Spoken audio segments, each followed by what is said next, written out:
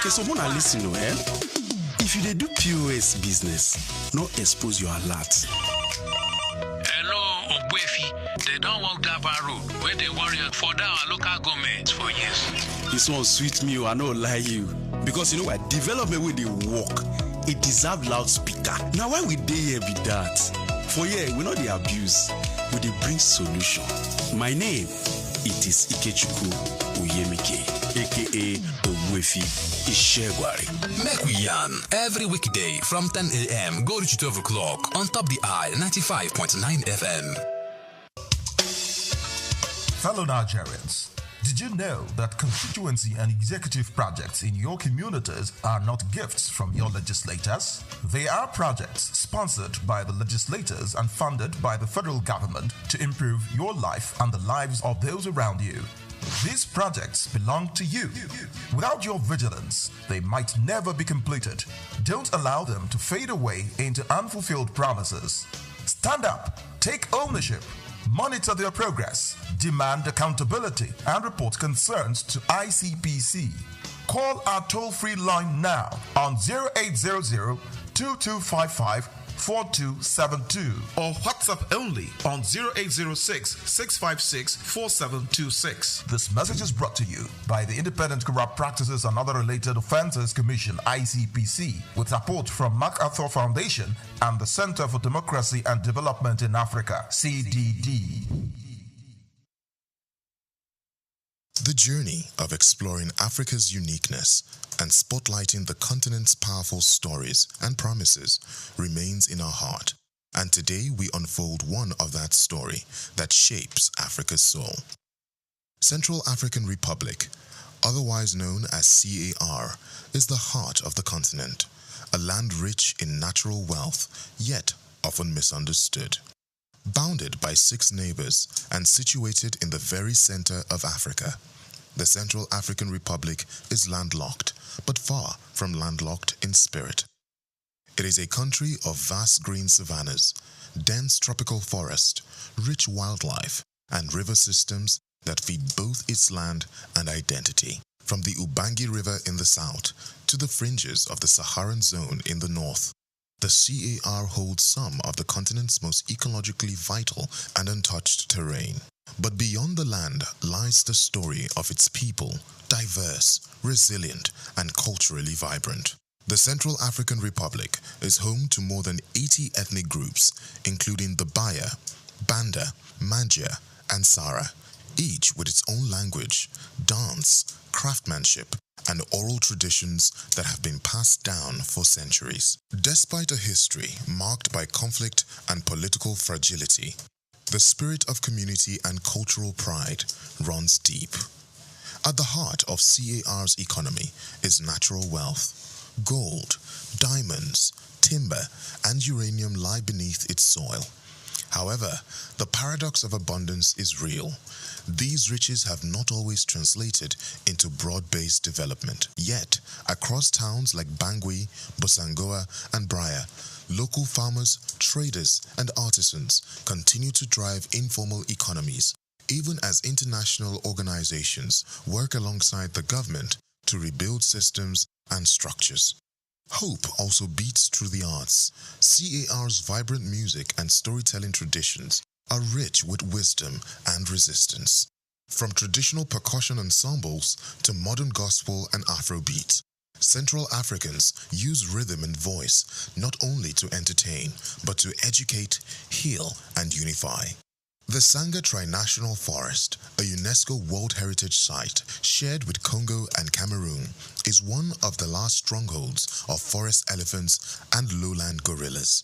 A reminder of CAR's role in Africa's environmental balance. Conservation efforts led by local communities are emerging as models for inclusive sustainability. Of course, the Central African Republic still wrestles with serious challenges, including instability, infrastructure gaps, and displaced communities.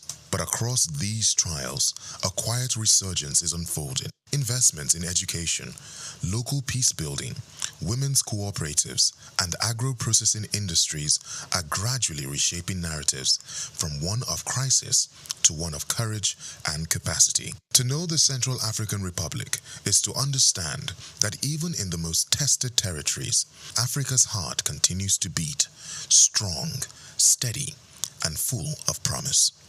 This is the uniqueness of Africa. I am Moyosore Adebi for SOUQ News TV.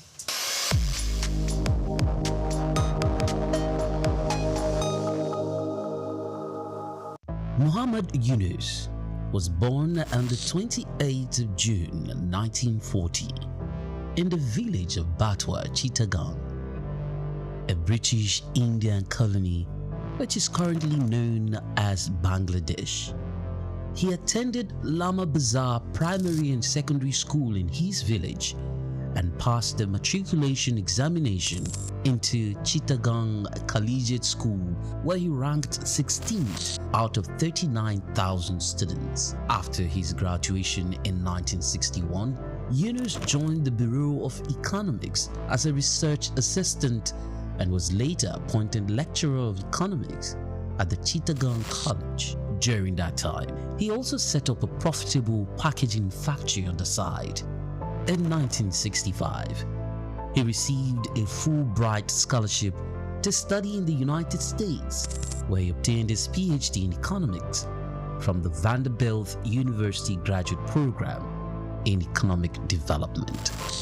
Between 1969 and 1972, after his keen education excellence of apex heights and proportions in the United States, he returned home and was appointed professor of economics at the University of Chittagong. He was eventually appointed onto the board of directors to the United Nations Foundation, where he served for 33 years.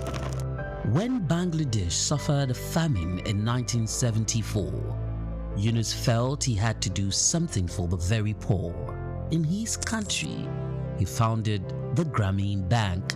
His motivation was to create economic and social development for the very poor, giving long-term loans to those who wanted to start small enterprises to pay back when they can. The aim to help was to get many of them out of poverty. For this, he was awarded the Nobel Peace Prize in 2006. Muhammad Yunus is a recipient of numerous international awards for his ideas and endeavors, including the Humanitarian Award in 1993, World Food Prize in 1994, Independence Day Award in 1987, Bangladesh's highest award, the King Hussein Humanitarian Leadership Award in 2000. He was also awarded the Volvo Environment Prize in 2003, Nikkei Asia Prize for Regional Growth in 2004, Franklin D. Roosevelt Freedom Award in 2006, as well as the Seoul Peace Prize in the same year. All humans are born entrepreneurs, he would always fondly say. His heart showed through his everyday life.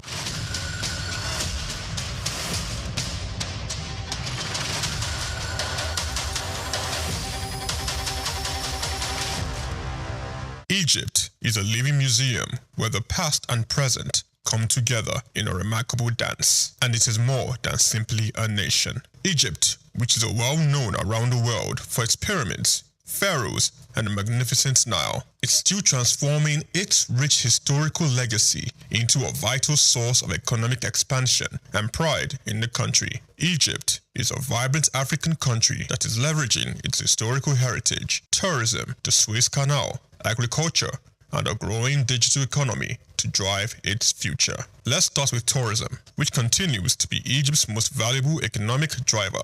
Egypt is home to more than 1/3 of the world's antiquities, and Cairo, Luxor, Aswan, and Alexandria welcome millions of visitors each year. Beyond its aesthetic value, the Great Pyramids of Giza, the Valley of Kings, and the soon-to-open Grand Egyptian Museum serve as economic hubs that support employment, foreign exchange, and Egypt's place on the world cultural map. Egypt has recovered quickly despite international disturbances like the COVID-19 epidemic, with current tourism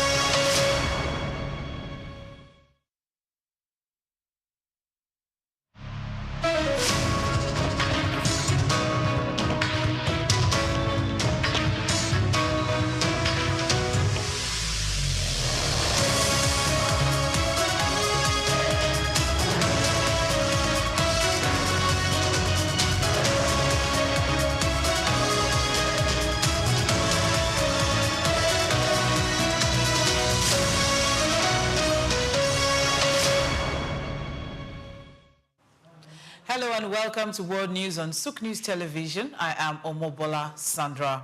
First, the headlines. SOUQ distributes 1.969 trillion naira December 2025 Federation account revenue to federal, state and local governments. The federal government plans to share electricity subsidy costs with states and local governments under new 2026 framework. Libya plans major natural gas production increase over 5 years to boost European supplies by 2030, NOC says. President Trump meets Colombian President Petro at White House. First formal encounter to test cooperation amid ideological differences. Leicester City signs Nigerian midfielder Joe Aribo on loan from Southampton to bolster injury-hit midfield. Details coming in a moment.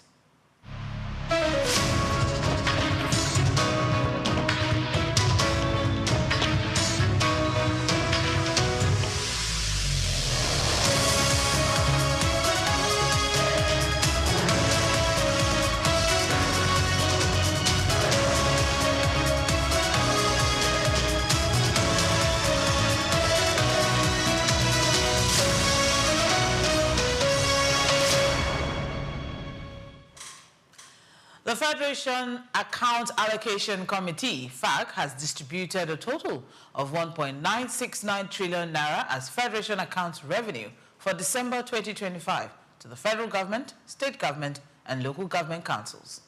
The allocation was announced in a communique issued after the January FAC meeting. According to the statement made available by the Director of Press and Public Relations at the Office of the Accountant General of the Federation, Mr. Bar Mokwa, the funds were drawn from statutory revenue, value-added tax, and the electronic money transfer levy. The mix reflects shifts in revenue performance recorded during the month under review. Analysts said the size and composition of the allocation underline the continued importance of non-oil revenue sources, particularly VAT and electronic transaction levies, in supporting government finances. They added that sustained growth in these revenue streams remains critical for fiscal stability at the federal and subnational levels amid ongoing economic pressures. Nigeria exported an estimated 306 million barrels of crude oil between January and October 2025, according to Central Bank of Nigeria data. The figures shows that despite sizable production, most crude is channeled for export, leaving domestic refineries scrambling for feedstock. The situation has repeatedly affected the Dangote Petroleum Refinery, which has reported limited access to local supply despite the Naira for crude arrangement. As a result, the refinery has sourced crude from the United States and neighboring countries, including Ghana. Industry analysts say the imbalance highlights structural weaknesses in domestic supply allocation, infrastructure, and contracting frameworks. They warn that continued export prioritization could undermine energy security, weaken refining capacity utilization, and delay Nigeria's drive towards fuel self-sufficiency. The data has renewed calls for domestic crude obligations, transparent pricing, and stronger enforcement to ensure local refiners receive adequate volumes before export commitments are met. The United Arab Emirates has highlighted Nigeria as a key destination for multi-billion-dollar investments across agriculture, technology, infrastructure, mining and trade, officials said on Monday. UAE Minister of Investment Mohammed Al-Suwaidi admitted that Gulf capital remains underexposed to Africa's largest economy, signaling untapped potential for private sector engagement. Speaking at the inaugural Investopia Africa event in Lagos, Al-Suwaidi outlined opportunities where investment could range from hundreds of millions to several $billion, contingent on sector readiness, regulatory clarity, and credible local partnerships. The forum brought together investors, policymakers, and business leaders to explore scalable ventures that align with Nigeria's growth priorities. Analysts say the UAE's renewed focus reflects growing interest in Africa's economic potential, particularly in strategic sectors capable of generating jobs, boosting exports, and accelerating technology adoption. Investors are expected to deepen engagement as reforms improve the business climate and investment frameworks mature. The federal government has announced plans to end the practice of bearing electricity subsidy costs alone, unveiling a new framework that will distribute the burden across federal, state, and local government councils from 2026. The disclosure was made by the Director General of the Budget Office of the Federation, Tanimu Yakubu, on Monday in Abuja. He spoke during a training and sensitization workshop for ministries, departments, and agencies on the 2026 post-budget preparation process using the Government Integrated Financial Management Information System, Budget Preparation Subsystem. Yakubu said the new approach is aimed at improving fiscal sustainability and transparency in subsidy management, as well as ensuring shared responsibility across all tiers of government. Analysts said the move could ease pressure on federal finances, encourage subnational governments to prioritize power sector efficiency, and accelerate broader reforms in electricity pricing, cost recovery, and service delivery across the country. The Nigeria Customs Service, NCS, is repositioning itself as a strategic enabler of maritime trade, shifting focus from revenue collection to improving port efficiency, tackling cargo diversion, and managing cross-border risks that cost the shipping and logistics sector billions annually. This new approach was highlighted at the 2026 World Customs Organization WCO Technology Conference and Exhibition at the Abu Dhabi National Exhibition Center, where Nigeria took a central role in discussions on trade innovation and supply chain security. Comptroller General Adewale Adeniyi emphasized that resolving Africa's trade bottlenecks increasingly relies on technology, shared data, and coordinated customs-to-customs enforcement across transit corridors, rather than traditional fiscal inspections. The initiative seeks to enhance Nigeria's competitiveness in global shipping while promoting safer, more efficient trade corridors across the continent. Enforcing a ban on alcohol beverages packaged in sachets and small PET bottles could jeopardize over 400 billion naira in investments across Nigeria's alcoholic beverage value chain, industry groups warned on Monday. The Manufacturers Association of Nigeria, MAN, and the Nigeria Employers Consultative Association, NECA, cautioned that the National Agency for Food and Drug Administration and Control's renewed campaign against sachet alcohol could have severe economic repercussions. In a joint statement, NECA Director General Adewale Oyinride and MAN Director General Segun Ajayi-Kadir highlighted potential losses in production, distribution, and ancillary services tied to sachet and small format alcohol. They stressed that widespread enforcement could disrupt livelihoods, reduce tax revenues, and strain informal sector participants heavily reliant on the market. Analysts say the ban risks pushing consumers toward unregulated alternatives, potentially creating public health challenges while undercutting formal industry growth. The groups urge regulators to consider phased approaches or alternatives that safeguard both public health and economic interests. The Lagos State government has announced plans to invest about $10 million in the regeneration of Makoko, a historic waterfront community in the state. Dr. Olajide Babatunde, special advisor to the governor on EGIS, disclosed the plans while briefing the press at Alausa, Ikeja, following recent demolitions in the area that displaced many residents. He said the state could contribute $2 million, while the United Nations is expected to provide up to $8 million in funding for the initiative. The project aims to rebuild infrastructure, improve living conditions, and support sustainable development in Makoko.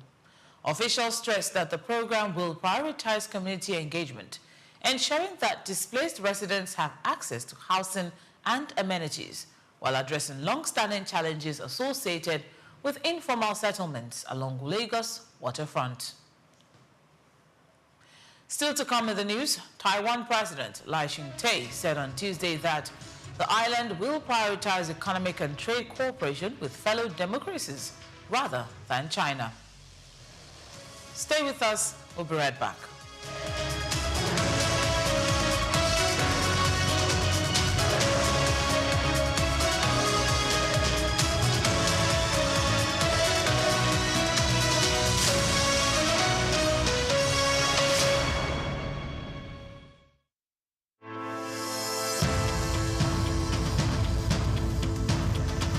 Nigerian leather industry has a storied history, particularly in the northern parts of the country, where the art of leather farming and crafting has been perfected over centuries. Traditionally, leather was used primarily for functional items like sandals, bags, and saddles, with little emphasis on fashion.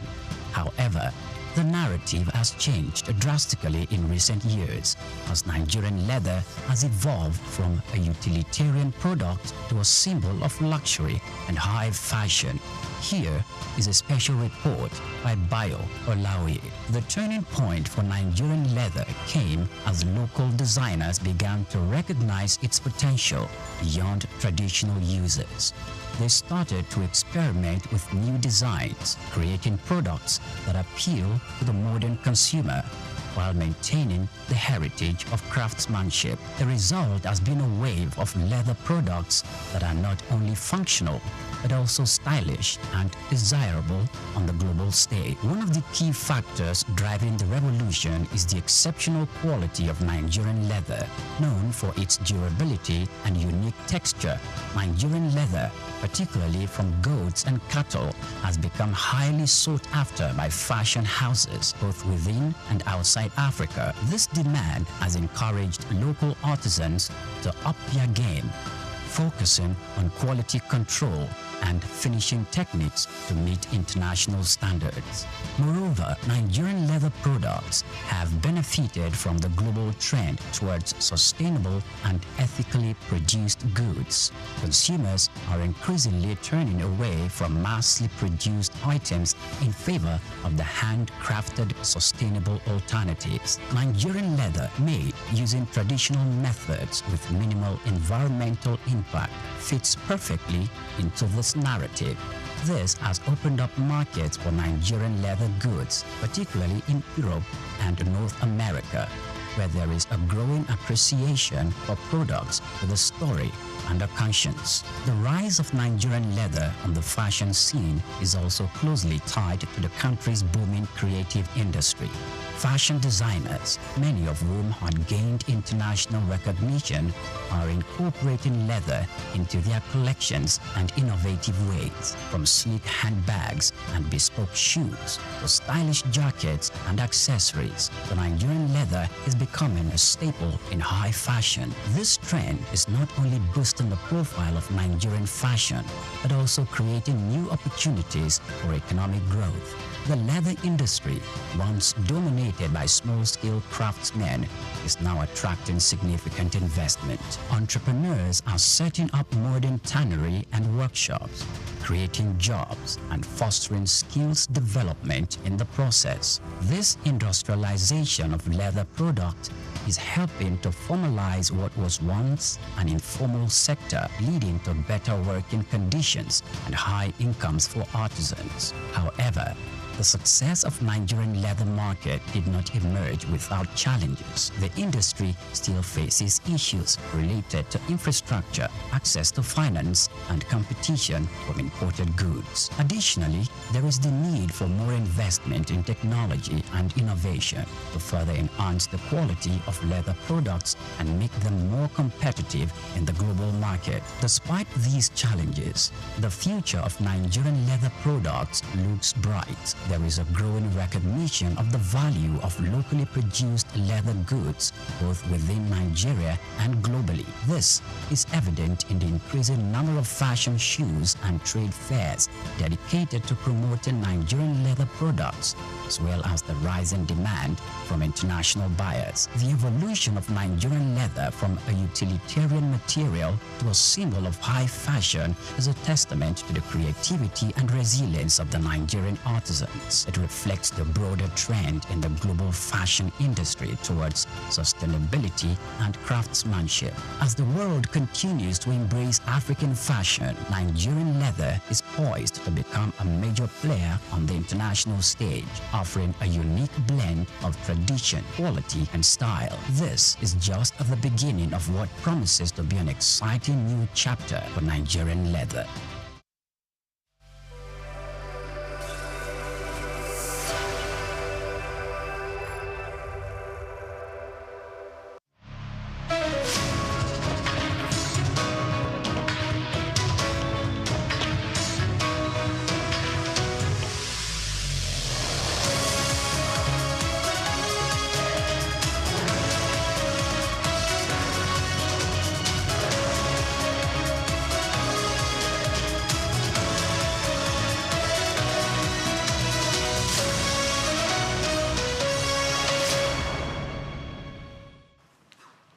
Welcome back.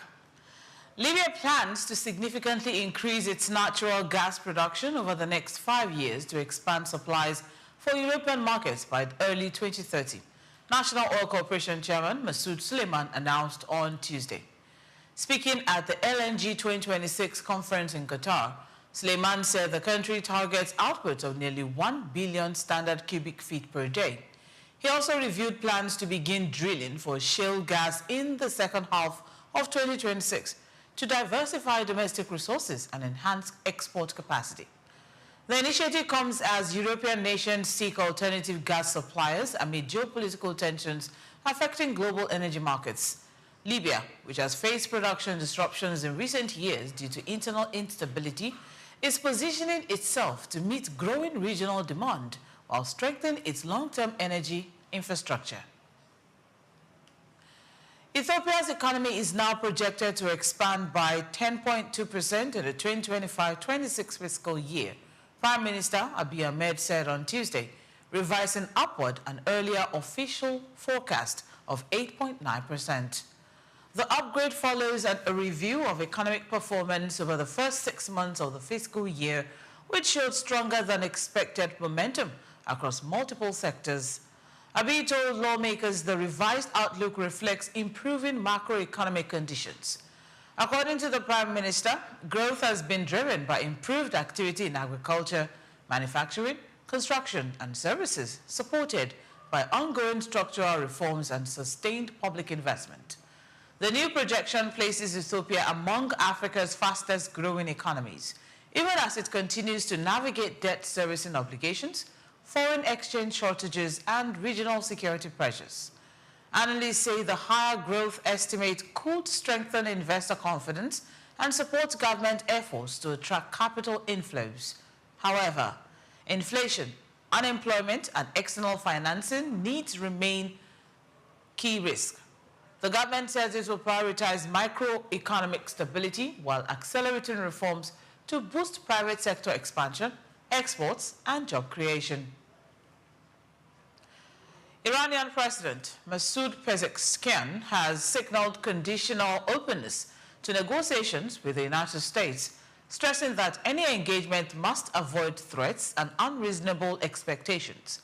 In a post on X on Tuesday, Pezeshkian said talks should only be pursued when they clearly protect Iran's national interest. He emphasized that diplomacy cannot thrive under pressure, warning that coercive approaches could undermine any meaningful dialogue between both countries. Pezeshkian disclosed that he had instructed Iran's foreign minister to begin preparing the groundwork for equitable and fair negotiations, should the right atmosphere emerge. He said the directive followed requests from friendly regional countries urging Tehran to respond to the U.S. president's suggestion for talks. The move signals diplomatic caution rather than a commitment to immediate negotiations. The comments come amid heightened regional tensions and renewed international focus on Iran's nuclear program. Analysts said Tehran is keeping diplomatic channels open while seeking to preserve leverage and avoid concessions made under pressure. Taiwan President Lai Ching-te said on Tuesday that the island will prioritize economic and trade cooperation with fellow democracies rather than China. The comments followed high-level discussions last week between Taiwanese and U.S. officials on areas including artificial intelligence, advanced technology, and drones. The talks, held under a forum initiated during the first Trump administration, were described by the U.S. State Department as a demonstration of Taipei's status as a vital partner in technology and strategic sectors. President Lai emphasized that strengthening collaboration with the U.S. and like-minded democracies is central to Taiwan's economic resilience and innovation agenda. Analysts note that the focus on AI and critical minerals reflects Taiwan's efforts to secure high-value sectors while reducing dependency on China amid escalating geopolitical tensions in the Indo-Pacific region. Turkish consumer price inflation jumped sharply in January, exceeding expectations as rising food cost and seasonal price adjustment pushed monthly inflation higher.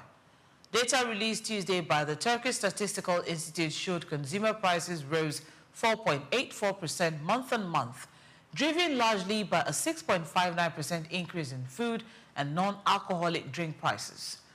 Despite the monthly spike, annual inflation eased to 30.6% in January, continuing a gradual downward trend. However, underlying price pressures remain strong, reflecting the impact of a minimum wage increase at the start of the year and widespread price revisions typically implemented in January across key sectors of the economy. Economists say the data highlight the challenge facing policymakers as they attempt to balance inflation control with economic growth. Elevated food inflation continues to weigh heavily on household budgets, while persistent cost pressures could complicate the central bank's disinflation strategy in the coming months, even as headline inflation moderates. Australia's central bank raised its cash rate by 25 basis points to 3.85% on Tuesday, marking the first increase in 2 years. The Reserve Bank of Australia, RBA, said the economy is growing faster than expected, with inflation likely to remain above target for an extended period. In a statement concluding a two-day policy meeting, the RBA noted that private demand has been stronger than previously assessed, capacity pressures are rising, and the labor market remains tight. The central bank signaled that the rate hike is a part of a measured approach to keep inflation under control while supporting ongoing economic growth. Economists say the move reflects the RBA's balancing act, curbing persistent inflation without stalling a recovery amid strong domestic spending and resilient employment conditions. Markets responded cautiously, weighing potential further rate increases in the coming months. China and Uruguay have agreed to deepen bilateral cooperation and promote what Chinese President Xi Jinping described as an equal and orderly multipolar world during talks in Beijing on Tuesday. Xi met Uruguayan President Yamandu Orsi as the two countries signed cooperation agreements covering trade, science, technology, and the environment and intellectual property, reinforcing their strategic partnership. Xi said stronger ties with Uruguay align with China's broader push for inclusive globalization and balanced international governance.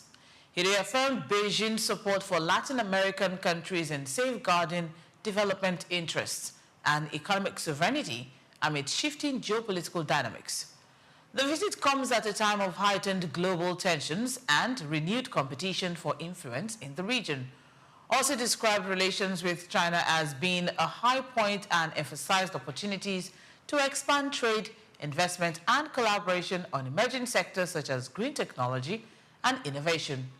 Analysts say the visit underscored China's growing engagement with Latin America as it partners beyond traditional power blocs.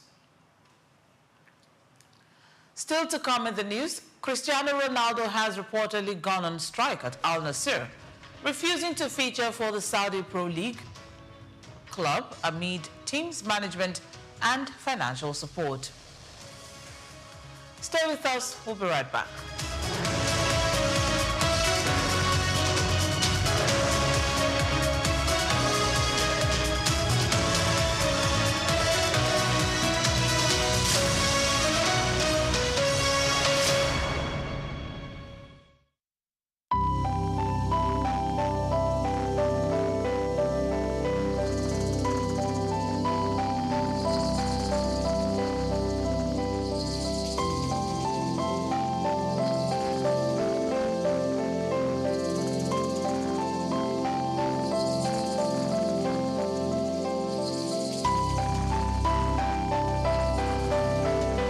Trafalgar Square, established in 1844, is a symbol of British naval history and a popular cultural spot in London. Named after the 1805 Battle of Trafalgar, it has been the site of celebrations, protests, and cultural events, representing the changing identity of the city. It houses several landmarks, like the Nelson Column, St. Martin in the Fields Church, and the National Gallery.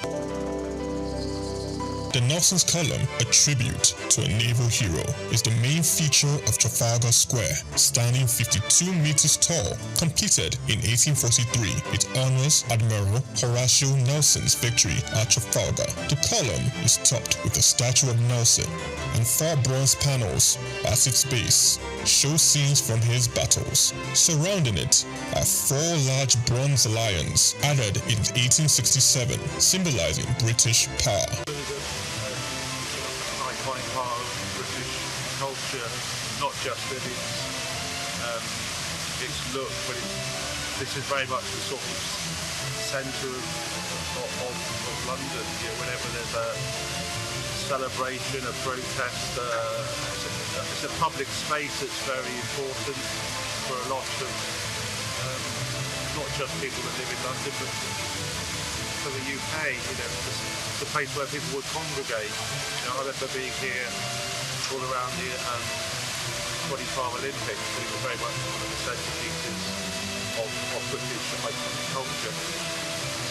Yeah, no, you used to be able to climb on the lions when I was younger, but you can't do anymore. So there you go. That's progress for you. St. Martin's-in-the-Fields Church, reputed as an architectural gem, was built between 1722 and 1726. It is known for a neoclassical design by architect James Gibbs, and is famous for its portico and steeple, and has influenced architecture worldwide. The church also a rich musical history, hosting concerts and helping the homeless. Yeah, I actually came to London just on a little day trip, and then I remembered that this church sometimes has classical music on, so I just popped in, and there's no concert, but there were some people practicing. So there's a quartet of violins, and they made some lovely, sort of practiced for some classical concert. So I really enjoyed just sitting there for 10 minutes listening to it. It's lovely. It's a really nice church, and it's nice that people don't use it much time. So we used to have a nice coffee as well.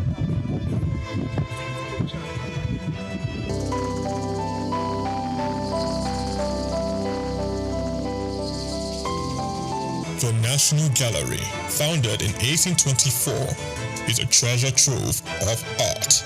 Located on the north side of Trafalgar Square, it houses over 2,300 artworks from the 13th to 20th century with free public access to masterpieces from major European artists. I'm not really sure. I haven't been through the museum yet, but I'm here for a Christian heritage tour to kind of learn more about the history of the Protestant Reformation in England and Christian history here in England through the paintings that are in the gallery. So that's what I'm here for today. Trafalgar Square blends Britain's naval history with modern art and culture. It remains an important public space, attracting millions of visitors each year to experience London's rich heritage and vibrant atmosphere.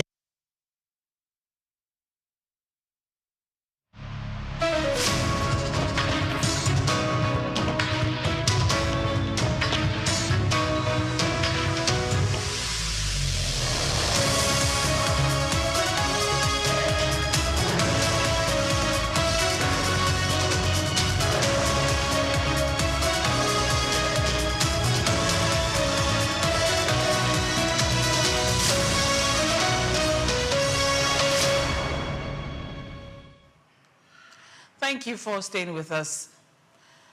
U.S. President Donald Trump met Colombian President Gustavo Petro at the White House on Tuesday, marking their first formal encounter and testing whether the two leaders can reach a workable understanding despite ideological differences.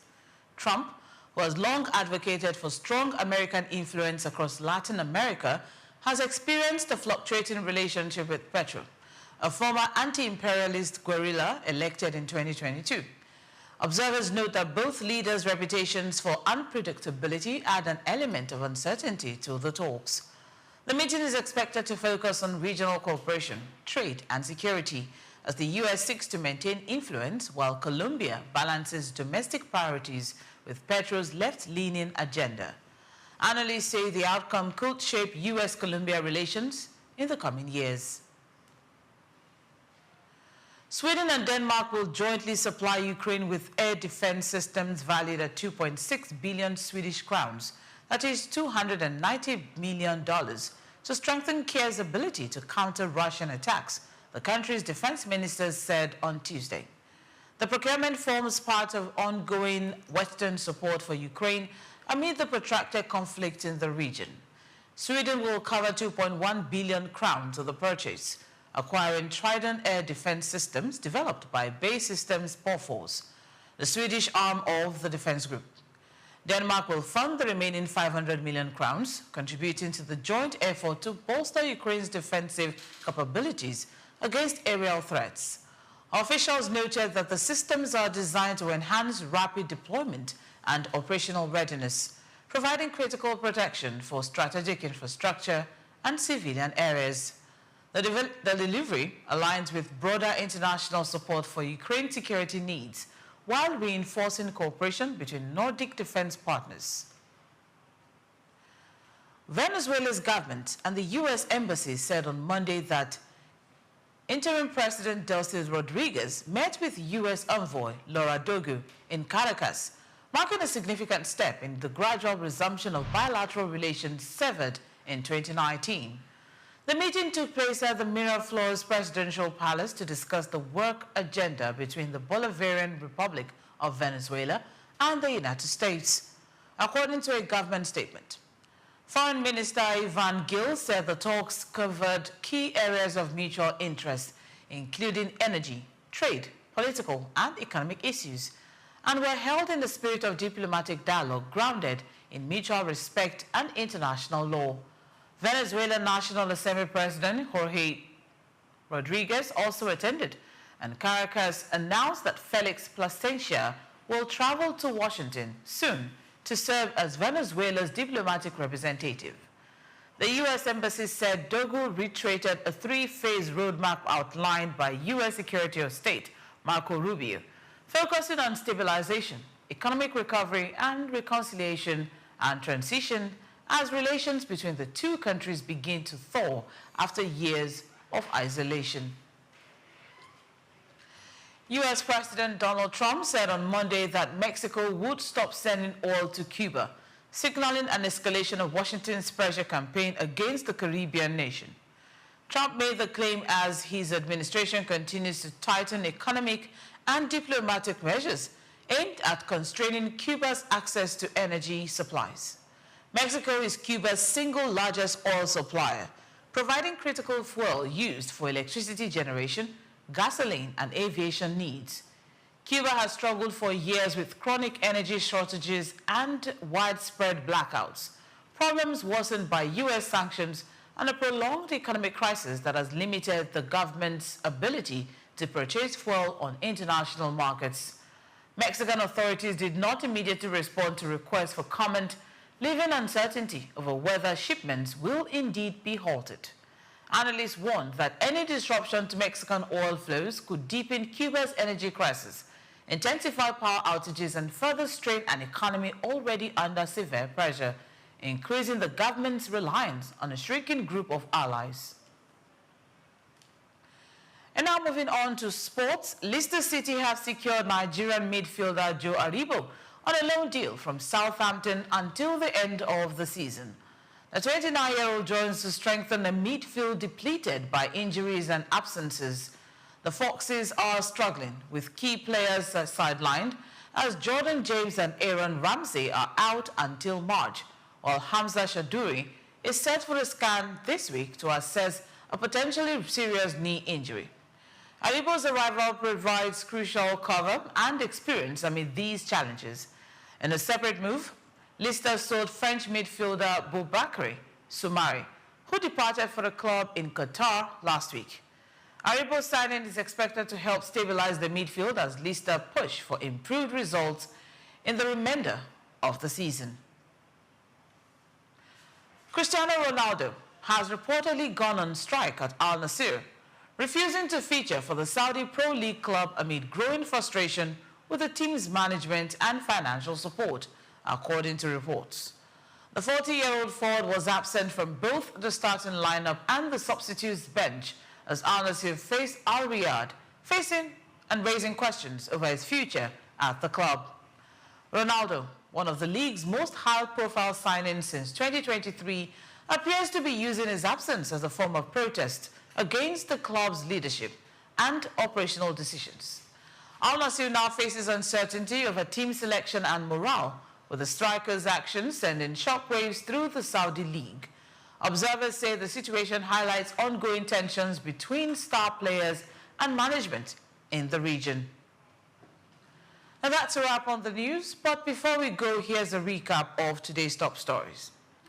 SOUQ distributes 1.96 trillion naira December 2025 Federation account revenue to federal, state, and local government councils. The federal government plans to share electricity subsidy costs with state and local governments under new 2026 framework. Libya plans major natural gas production increase over 5 years to boost European supplies by 2030, NOC says. Trump meets Colombian President Petro at White House, first formal encounter to test cooperation amid ideological differences. And in sports, Leicester City signs Nigerian midfielder Joe Aribo on loan from Southampton to bolster injury-hit midfield. Thank you for watching. Do well to follow us on all social platforms at SOUQ News Television. I am Omobola Sandra. Good afternoon.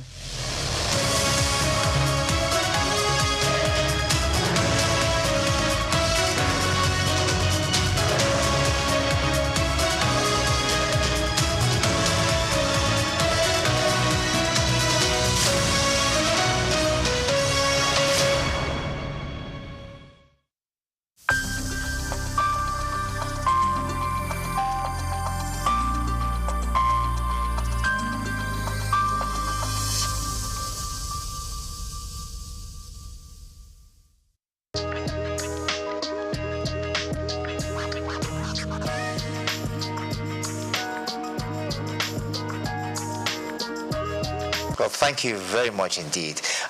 My name is Stephen Kola Balogun. I happen to be a lawyer and what should I call myself? A pseudo-politician, not quite a politician, but I've served in government before. And I'm delighted to be here with you.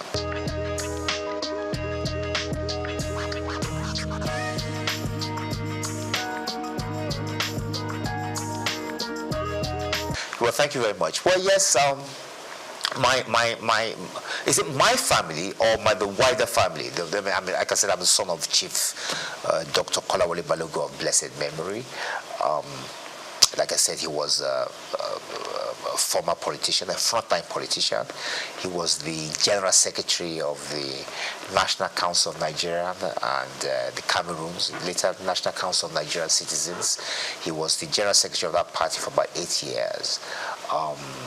From there, he was appointed by SOUQ to become a federal minister. He was initially a federal minister without portfolio. Consequently, after that, he became acting minister for labor, social services, and then he became Nigeria's first federal minister for information in 1956. He held that portfolio to 1958. Thereafter, he resigned from government. He had disagreement with the party. And Tafawa Balewa felt that he was a useful politician that could be sent to Ghana. And he went to Ghana to find out what was Ghana was a bit ahead of us in terms of politics at the time. And I think it's fair to say they got independence just before us. And Tafawa Balewa wanted someone to understudy to find out what we're doing. So he sent Kola Balogun there. Initially, he was commissioner, and later, when we gained independence in 1960, he became high commissioner. Shortly after that, when we became independent, he yearned to come home. He wanted to take part in the new political atmosphere at the time. He asked the Prime Minister to relieve him, to let him come back, and he did come back home. And immediately he took up the position of being chairman of the National Shipping Line. That was the position he held on to until the military struck in 1966.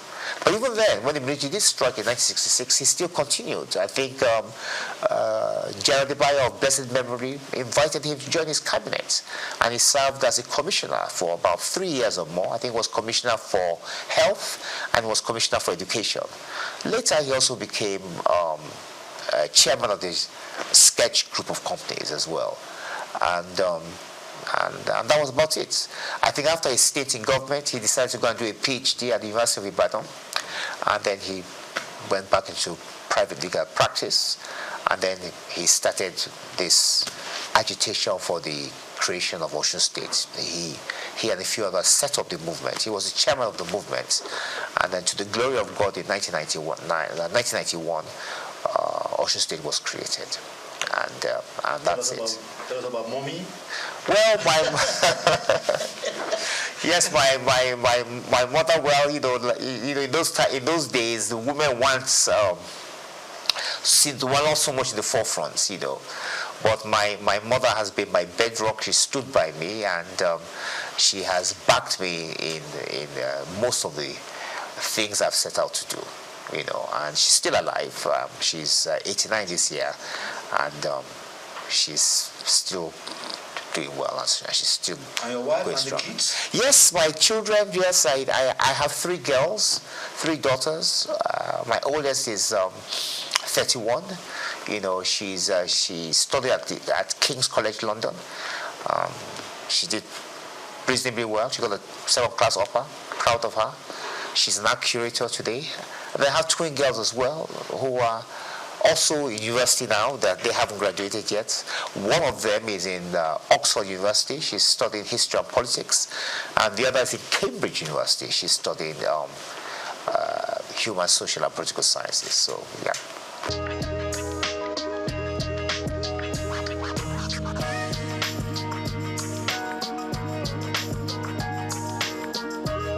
I did. My father, Chief Kolawole Balogun of blessed memory, yes, he was in the first cabinet in the First Republic, the first ever cabinet Nigeria had, and he served as the Federal Minister of Information and Research. As a matter of fact, he happened to be Nigeria's first information minister. Later, T.O.S. Benson, of course, became the independent Nigeria's first information minister, but independent Nigeria. But Nigeria's first ever information minister happened to be Chief Kolawole Balogun of blessed memory.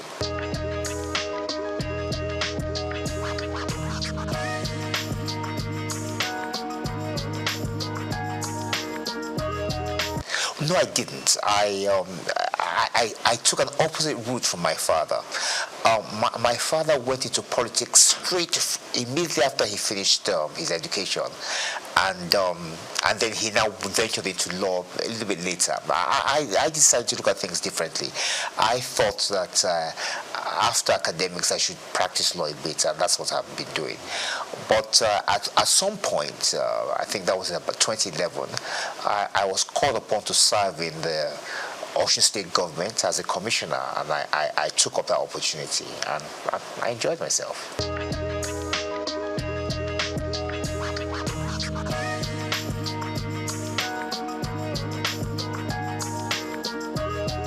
Well, I am in the sense that I'm 65 years old now, and I think it's fair to say that we belong to, well, I would say the first set, but one of those who benefited from Nigerian education.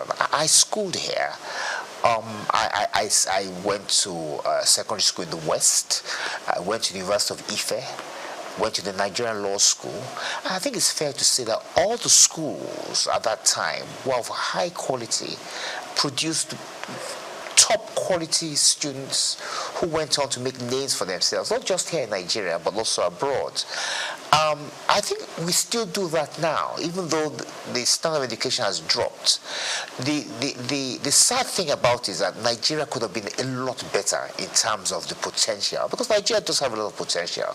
We do have very brilliant young men and women, you know, and I just think that if we had invested more in education, that we could have, the sky would have been the limit, actually.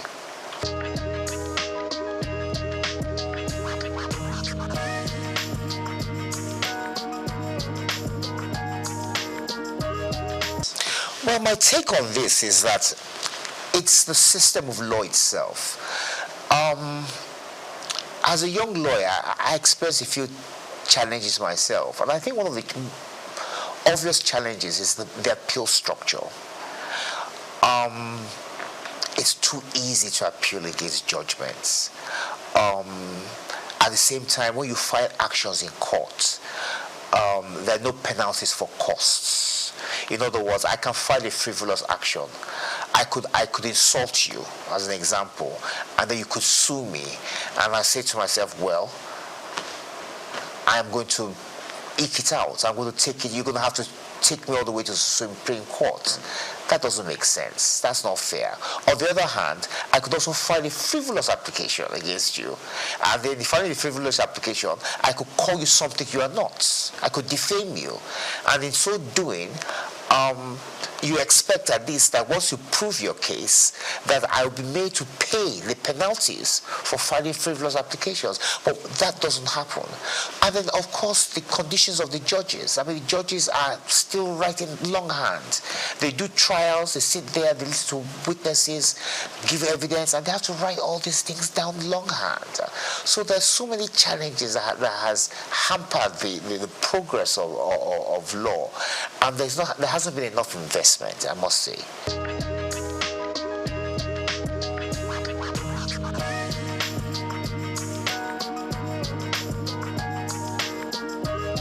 Well, I agree with that, and I'm going to give an example as to how that I think we could possibly do that.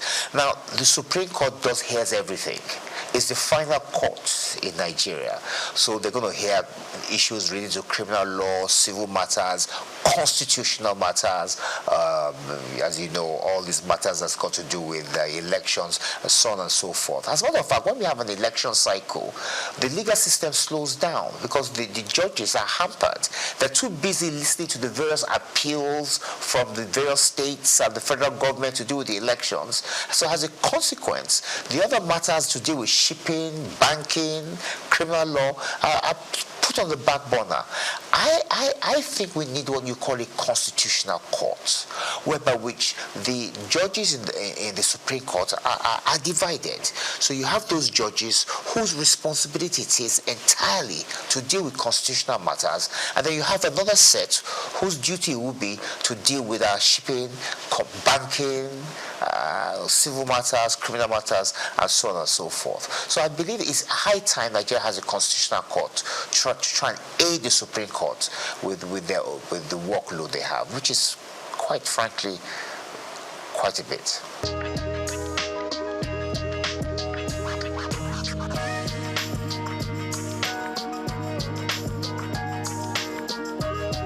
Well, Nigerians, with respect, are very brilliant, very intelligent, and they are very aware.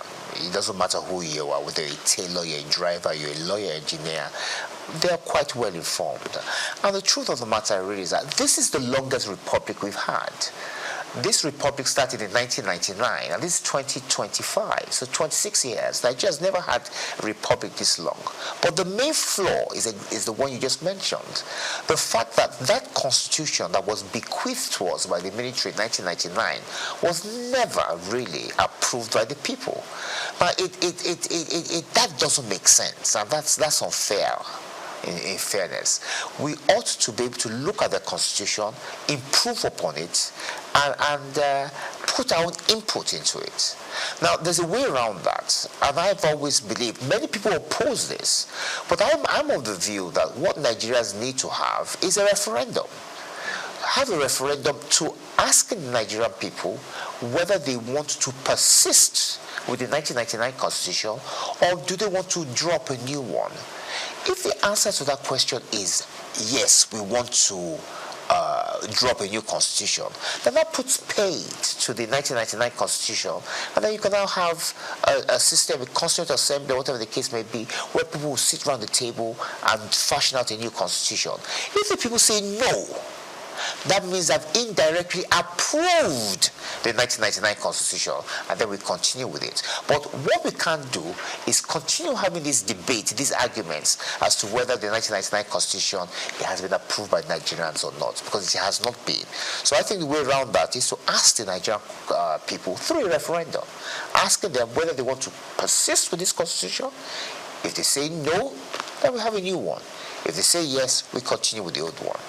And that ends the debate.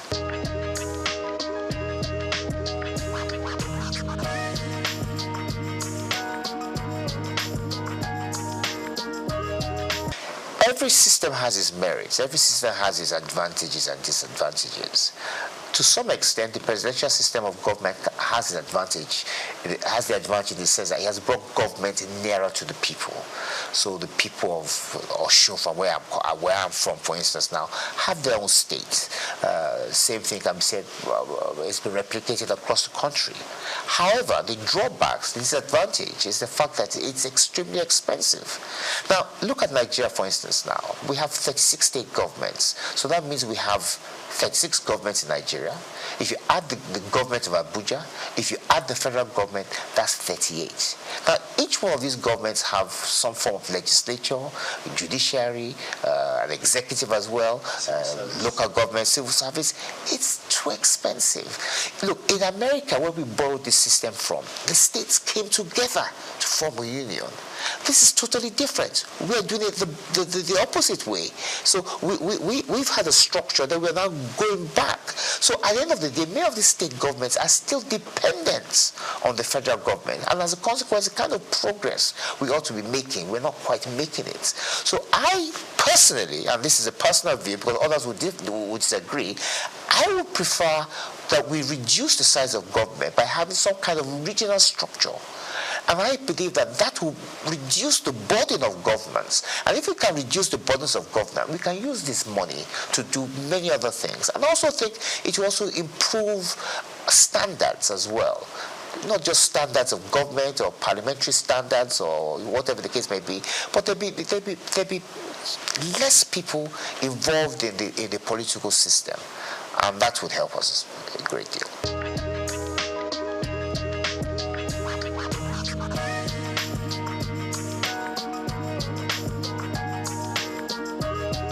Well, I think it's fair to say that since 1999, we haven't had any new state creation.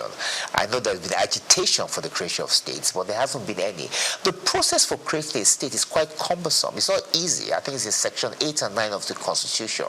I don't think it's something we should be looking at. I think, like I said to you earlier, I think we should be trying to reduce the number of states, and I think some kind of regional structure whereby which we can monitor better what's going on rather than having more states. So I personally would not encourage the creation of more states, no.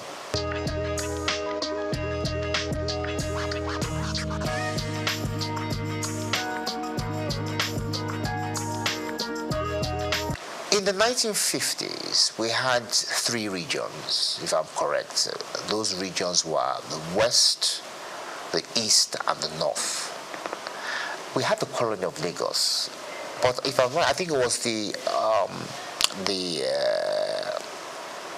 MacPherson Constitution, I think it is, I'm not too sure, that now put Lagos under the Western region. Now, when Lagos was placed under the Western region, lots of people were not happy about that. I remember my father was in the NCNC. The NCNC people were not particularly pleased, neither were the NPC, because they felt that Lagos belonged to everybody. Like you said, lots of people from different walks of life, different tribes, different backgrounds, and all schooled. I mean, Zik schooled in Lagos. He went to MBHS. So it was the issue was sent to London to arbitrate. I think it was Oliver Littleton that arbitrated over the matter, and it was decided that Lagos should stand on its own, that Lagos should not be merged with any of the regions, and that was how Lagos was able to free itself from the shackles of the Western region. It's fair to say that the position of the NCNC was actually argued in London by my father. That's why I'm quite familiar with this. But talking about Lagos, when the military, after that, we had what you called a minister for Lagos. I think there was Ribadu, and I think there was one other person, but I think it was Yaradua, not the same Yaradua, but his father. And then later after that, when the military struck, they created the state of Lagos. So the issue of giving Lagos special status has more or less been taken over by events. Lagos is a state, and as a state, it's still home to different people with different backgrounds, from different tribes, and it's thriving. I think it's fair to say that Lagos is probably the most prosperous state in the country, and it's just a question of its having continued with good governance and improving the strides they have made.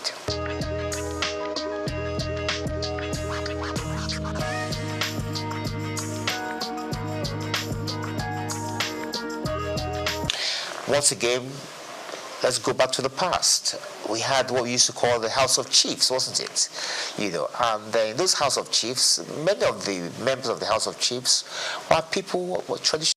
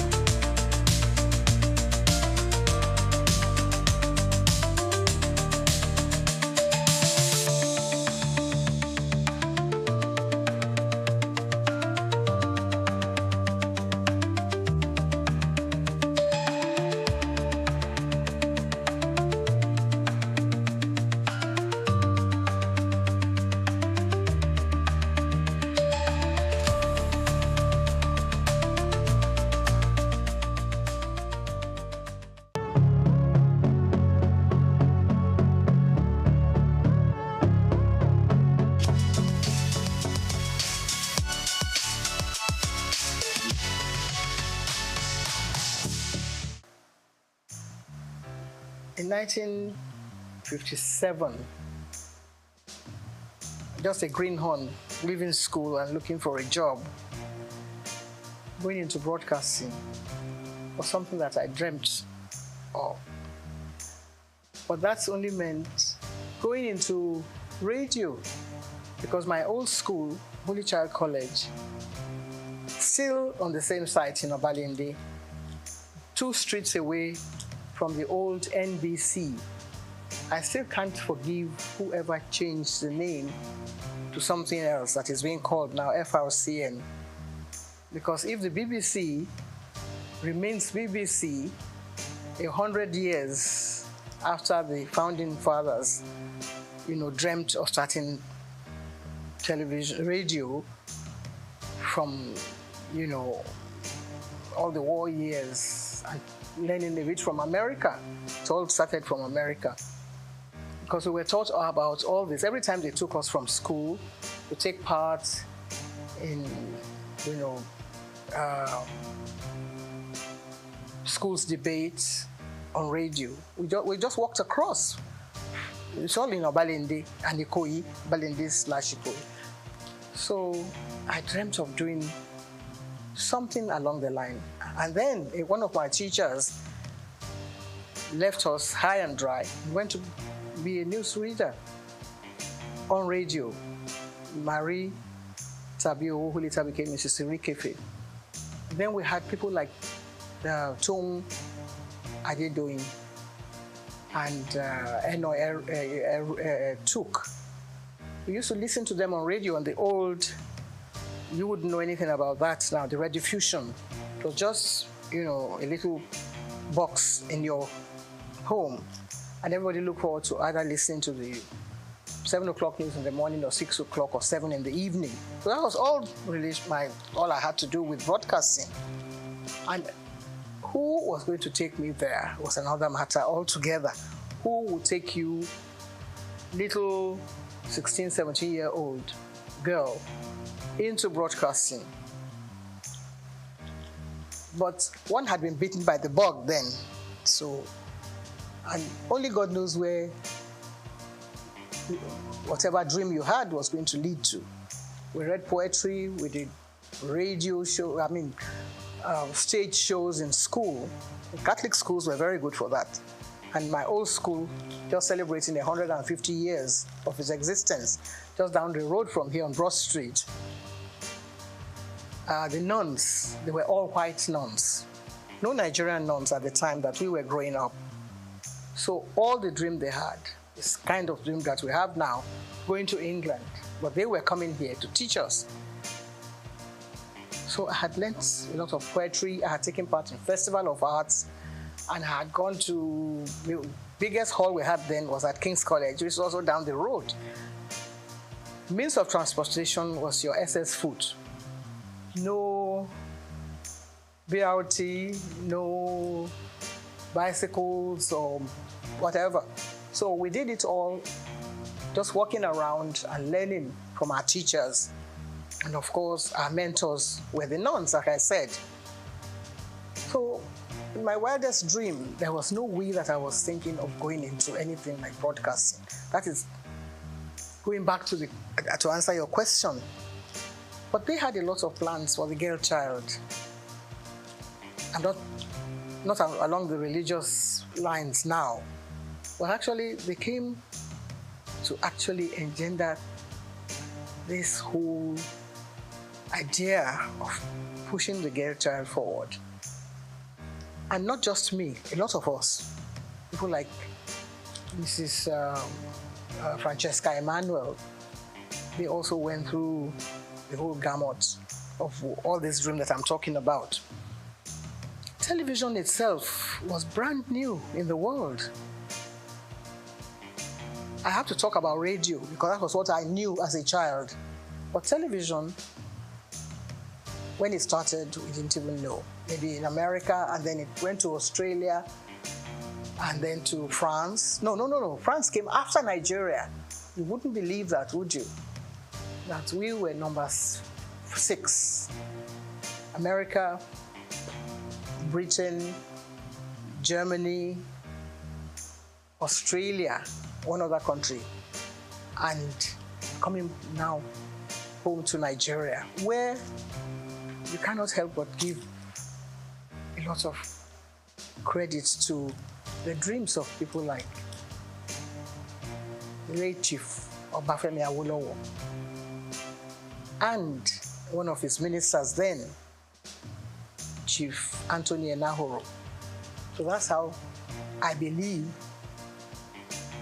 this whole package was placed on their laps and sold to Nigeria, to the Western Nigeria government. On the radar were lots of other people like me who had dreams about becoming Miss Nigeria.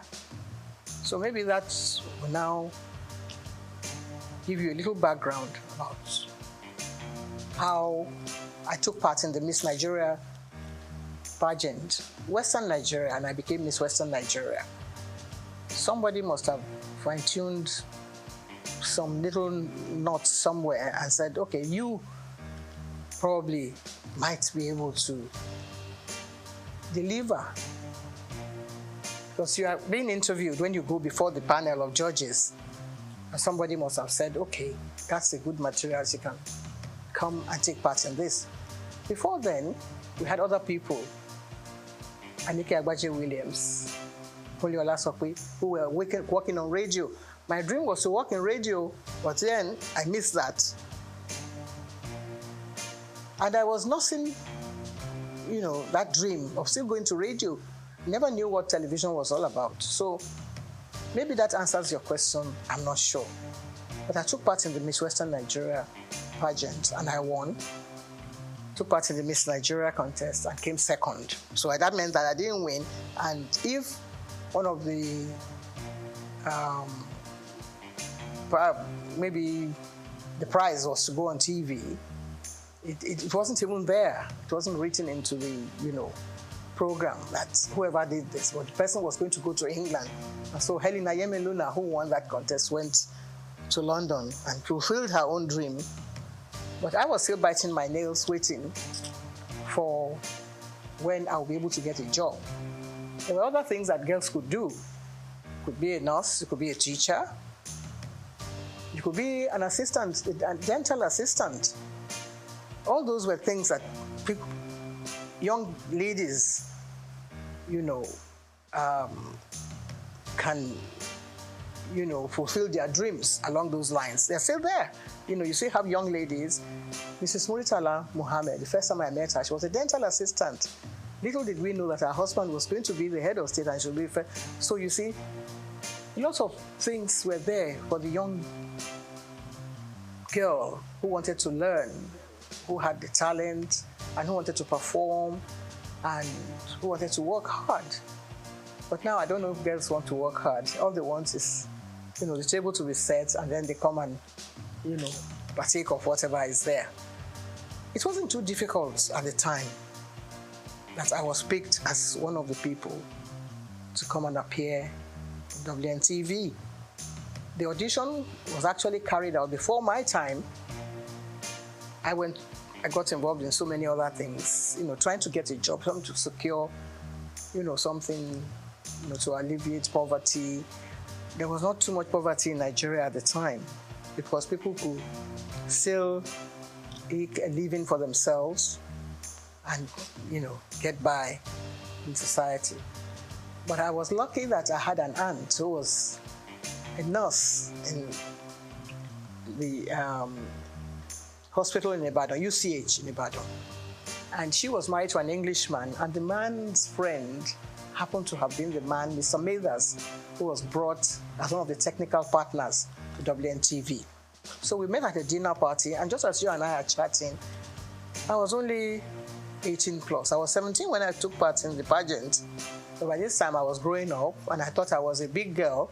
So I opened my mouth and I said a few things. And the man looked at me and said, how come you are not speaking with a Nigerian accent? And I didn't know what he meant because we were taught at St. Mary's to deliver whatever lines we were given to deliver. The Festival of Arts, I came second after an English boy from Corona School.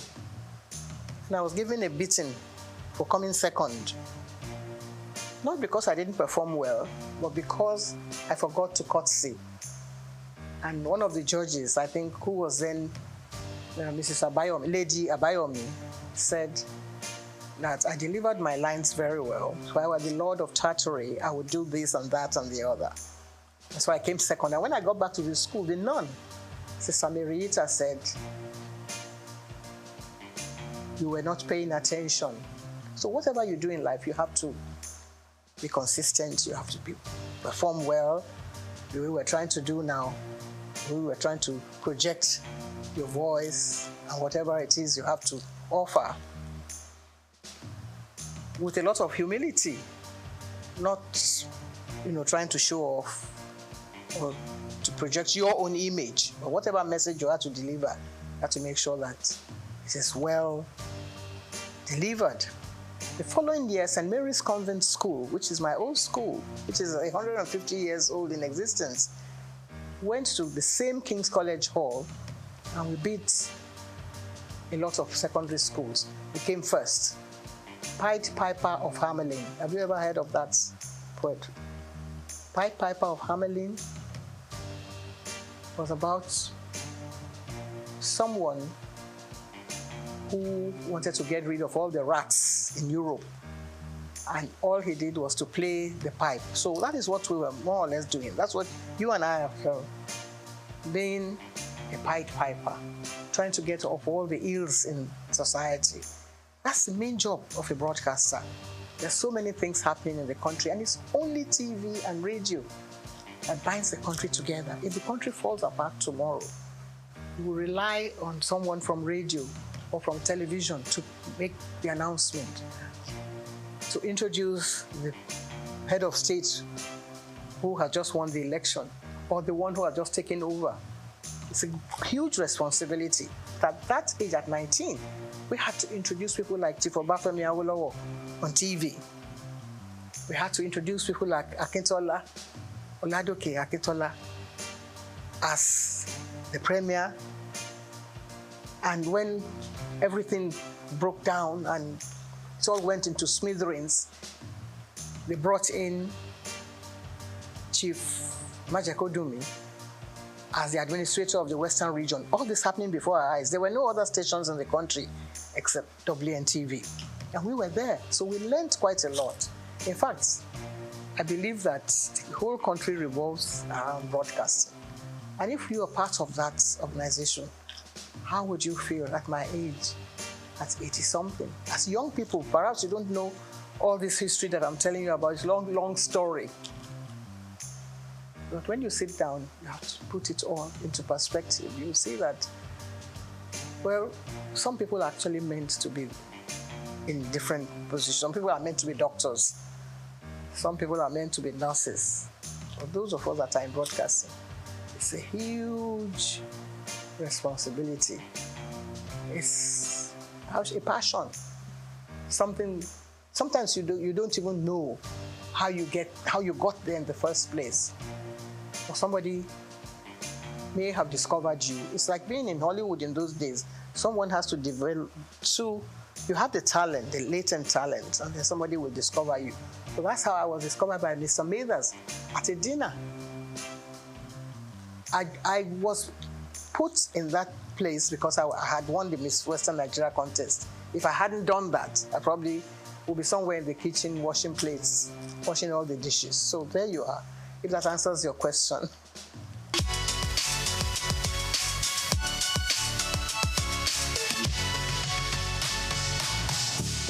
Well, there's no one that actually picks someone and puts you plonk without... I mean, of course, if you don't have any experience on the job, you have no business being there in the first place. But if I had taken part in Pied Piper of Hamelin towns in Brunswick, I was only 13.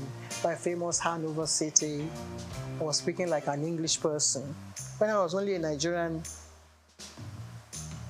little girl, being nurtured, by my mother, who was a seamstress, how would you ever get there? But you already have that background, that solid background on the rock, as it were.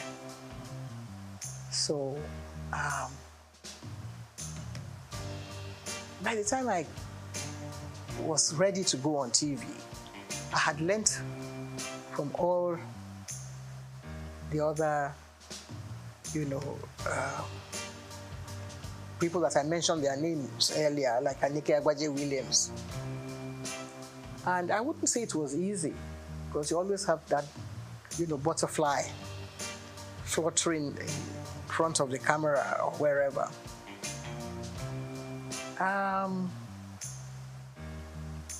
I think I took to television like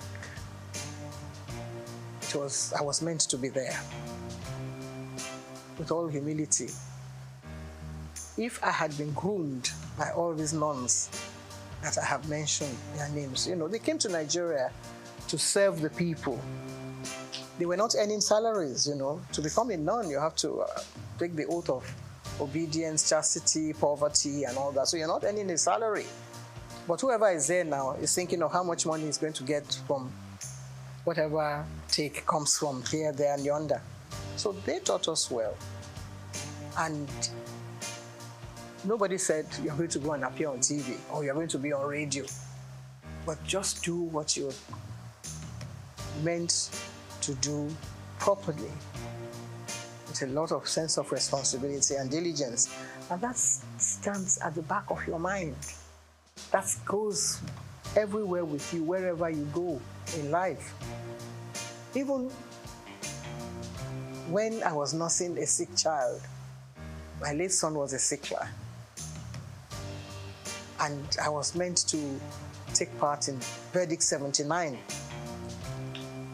with my colleagues Kerry Ahmed and Adamu Aogi. They all came with me to the hospital, which is just next door here.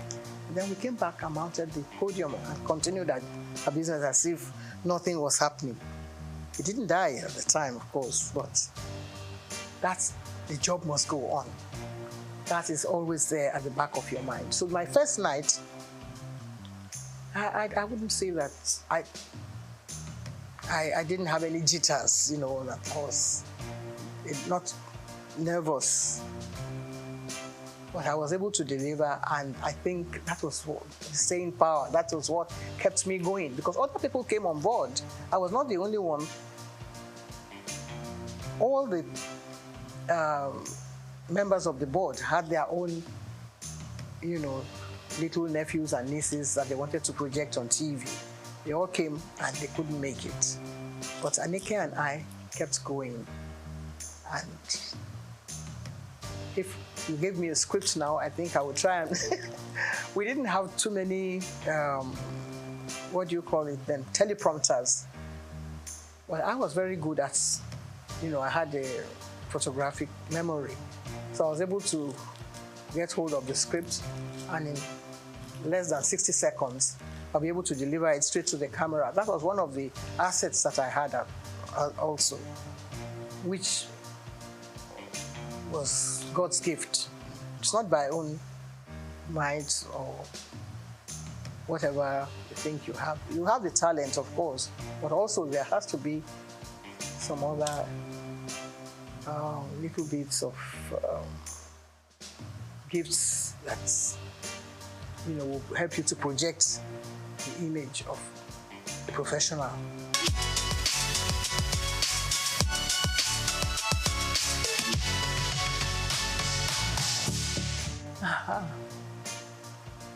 A lot of controversy. There is hardly any TV, radio, movie personality that can scale through that without any, because people are watching, people are trying to find their own little, bits of criticism here, there, and yonder. You can't be a goodie, 2 shoots without, any, how shall I say it, problem here, there, and yonder. So everybody has their own way of looking at people. People say, well, what has she got to do? She went to take part in Miss Western Nigeria the other day. So what's the big deal about her? And then somebody will still add their own salt and pepper here and there. But I was lucky that I was being nurtured by someone like T.O.S. Benson, who was then our Minister for Information. And he felt that, you know, everything should not stop here. There were things happening in America. He made sure that my name was there. I was at the inauguration of President Johnson, Lyndon Johnson. And we commanded a lot of attention there, myself and my colleague who came from Lagos, the station in Lagos. And for the president to notice that there were two black people sitting behind him at his inaugural ball, I think it was very overwhelming for me because not many black people had invitation to that event. But Charity Adadevo and I were there, and he stood up and shook our hands where we were sitting behind, 3 rows behind the president. Then Kennedy had died, and we were still not seeing, you know, we were still feeling very hot about, you know, the loss of Kennedy. And here was the new president coming up. We were not particularly keen on being welcomed by him. But then, you know, things like that happen to you, and it makes headline news. 2 black people, they didn't even say Nigerians. They thought we were from Ghana because some journalists came around and said, "How is your man Nkrumah?" And we said, "No, our own Prime Minister is Tafawa Balewa." They never heard of him then. But then they had to go and carry out their own study and find out who Tafawa Balewa was. And of course, the whole country was very proud of us that we went to actually stole the show at the inauguration of President Lyndon Johnson. So many other things happened. When I came to London, the British Information Office, they were trying to look for someone to host their program. That just happened to be around, so they picked me to host their program. But you don't ad-lib on any of those stations. Everything is written out. The questions, even your answer will be written. You can change it around a little bit, but they make sure that you said the right thing at the right time. So that was how we were able to gain attention. German television also invited us because they were interested in Nigeria. See how the German Chancellor came to Nigeria. That was what happened at the time. In 1963, we had just gained, we had just become a republic then, from being an independent station in 1960. By 1963, we then became a republic. And we were chosen to go and appear on German television in Berlin. And they wanted a little bit of culture. So Benson had his own band. So we were chosen to go and represent Nigeria then. Nobody knew who the ambassador was, but they wanted to know who was presenting something on TV. So that's how important television has been. And that, in fact, we were the first television in the whole of Africa. The very first station, WNTV, that was a call signal. WNTV, first in Africa. There's nothing like that now. Nobody wants to know whether you are first or second. But the station that is being run in Nigeria, I think, has the largest number of stations than any other country in Africa, about 21 stations. And now it's still, you know, still counting. And yours is coming on board, and so many others. I think next to America, Nigeria should have been the best country for television broadcasting in the whole world. There's not so many countries in the world that has as many stations as Nigeria. We only have to put our heads together. We only have to find joy in whatever we're doing. Sometimes when it's raining, people say, "Oh, it's raining," and they feel very bad about the rain. But if you look closely, behind that rain, there will be sunshine, there will be something else coming on. You see some silver clouds coming during the rain, but Nigerians don't have the patience to wait for that kind of thing. That's what television teaches you. If you're in the studio, you don't know what's happening outside. You just get on with the job. That's what we were taught. We were taught not by Nigerians. Even when we started, we couldn't go on air and ad-lib. There was always someone there, Mr. Blackledge, to write the script. And if you can commit that to memory and deliver it, you're home and dry. It's not everyone that has a gift, not everyone that has a talent. It's God-given. And if you listen as a child at 17, 18, 19, at my own age, I learned from school, and I was able to impart this into the job. So within a few months, we got double promotion, all of us, because we were doing very well. Anika Agbadi was excellent. Lasope was superb. And so many other people reading the news. We were the first female to read the news. Women were not allowed to read the news. Nigeria started it. BBC wouldn't allow a woman to pick up a script and read the news. We were already there. So that's how we were able to gain this global attention that you mentioned.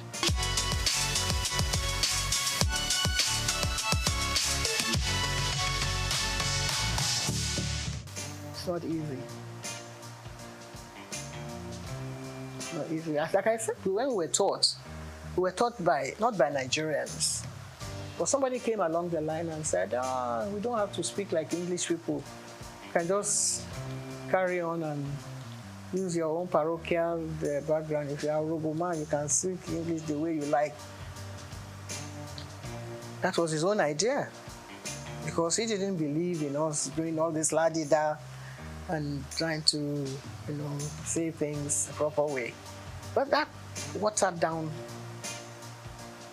the standards a bit. Because then everybody, maybe he had a relation who wanted to appear on TV, and he wasn't allowed to because he couldn't speak like Ikenanda Goba or Bodelalade and things like that, or Friday Fude or Mike Nahu. So somebody must have gone to him and said, because he doesn't speak like any of those people who were taught by, foreign teachers, people who had learned, people who knew what a DJ, we had a Bible then, that you had to pronounce your words correctly. So he came and said, now that I'm DG, I'm not going to tolerate all this, your English way of speaking. And some other people, of course, that watered down the standards. That's not our making. We were still ready to continue the way we were doing, but then they pushed us to the background. But there were others who were able to perform well. Ruth Benamesia, Opia, Sienna, and of course Bimbo Oloyede, who was born in England. If you already employed those people to deliver the goods and to present your programs, you're not going to sack all of them because they speak with English accent. I don't see how that can be an offense. Cannot be, guilty of speaking English well, like the English people. But they then brought out other people. And you had the head of presentation. I became head of the presentation after I came under Guba. And you're trying to prepare your roster, and you wanted to put such people online to read the network news. They say, okay, bring somebody who can speak like the Radidididu and do a little bit of a on the side. It's part of our culture. So that is what is happening to TV broadcasting in Nigeria. It's all very interesting. So, this cultural milieu and bringing, a touch of Nigeria. Nigeria is doing well. That aspect in the music world, I think we're leading. Some of us who grew up on Handel's Messiah and Mozart, we have to sort of put our hands behind our back now and watch, all the way things have turned around. And Nigerian music is doing well. Afrobeat is reigning everywhere in the world. So really, you can't find faults with that. So when they watch a bit of Fela and his children and all his grandchildren doing well, then listen to the channels on TV, you have to take what you get from there as well.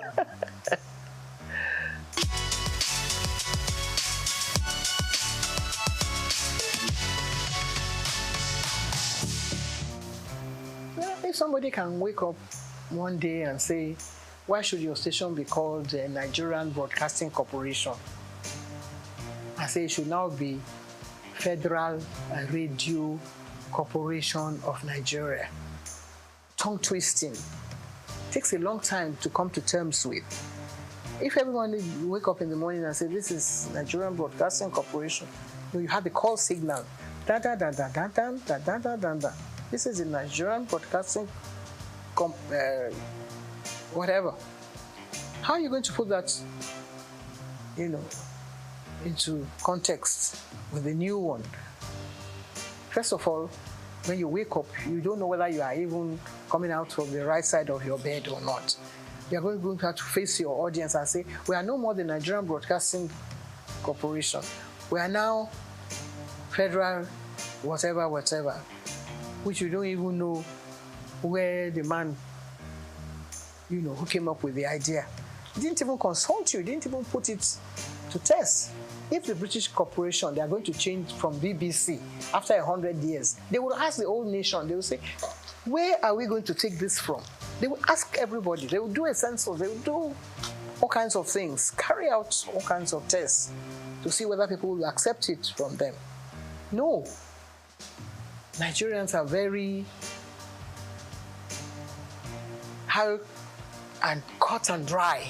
This is the way I want it. I'm the head of state, so I can change everything now, and all of you can start marching forward and march back again. Soldier go, soldier come. I think Fela would have been a good head of state for Nigeria, because he would have got some people marching the right way. So, I think that is what has happened to this country. But we will still settle down. The soldiers that have been marching since, they will do attention one day. And then we'll be able to sort ourselves out gradually. I think we're going through the right process now. People are beginning to find their own feet. If things go around, price of goods go up, Nigerians will find a way to come to terms with that. When we were growing up, everything was done.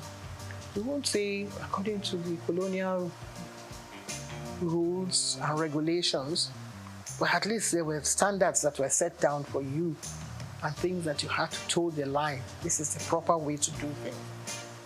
But if somebody says, no, let's turn around and turn it upside down.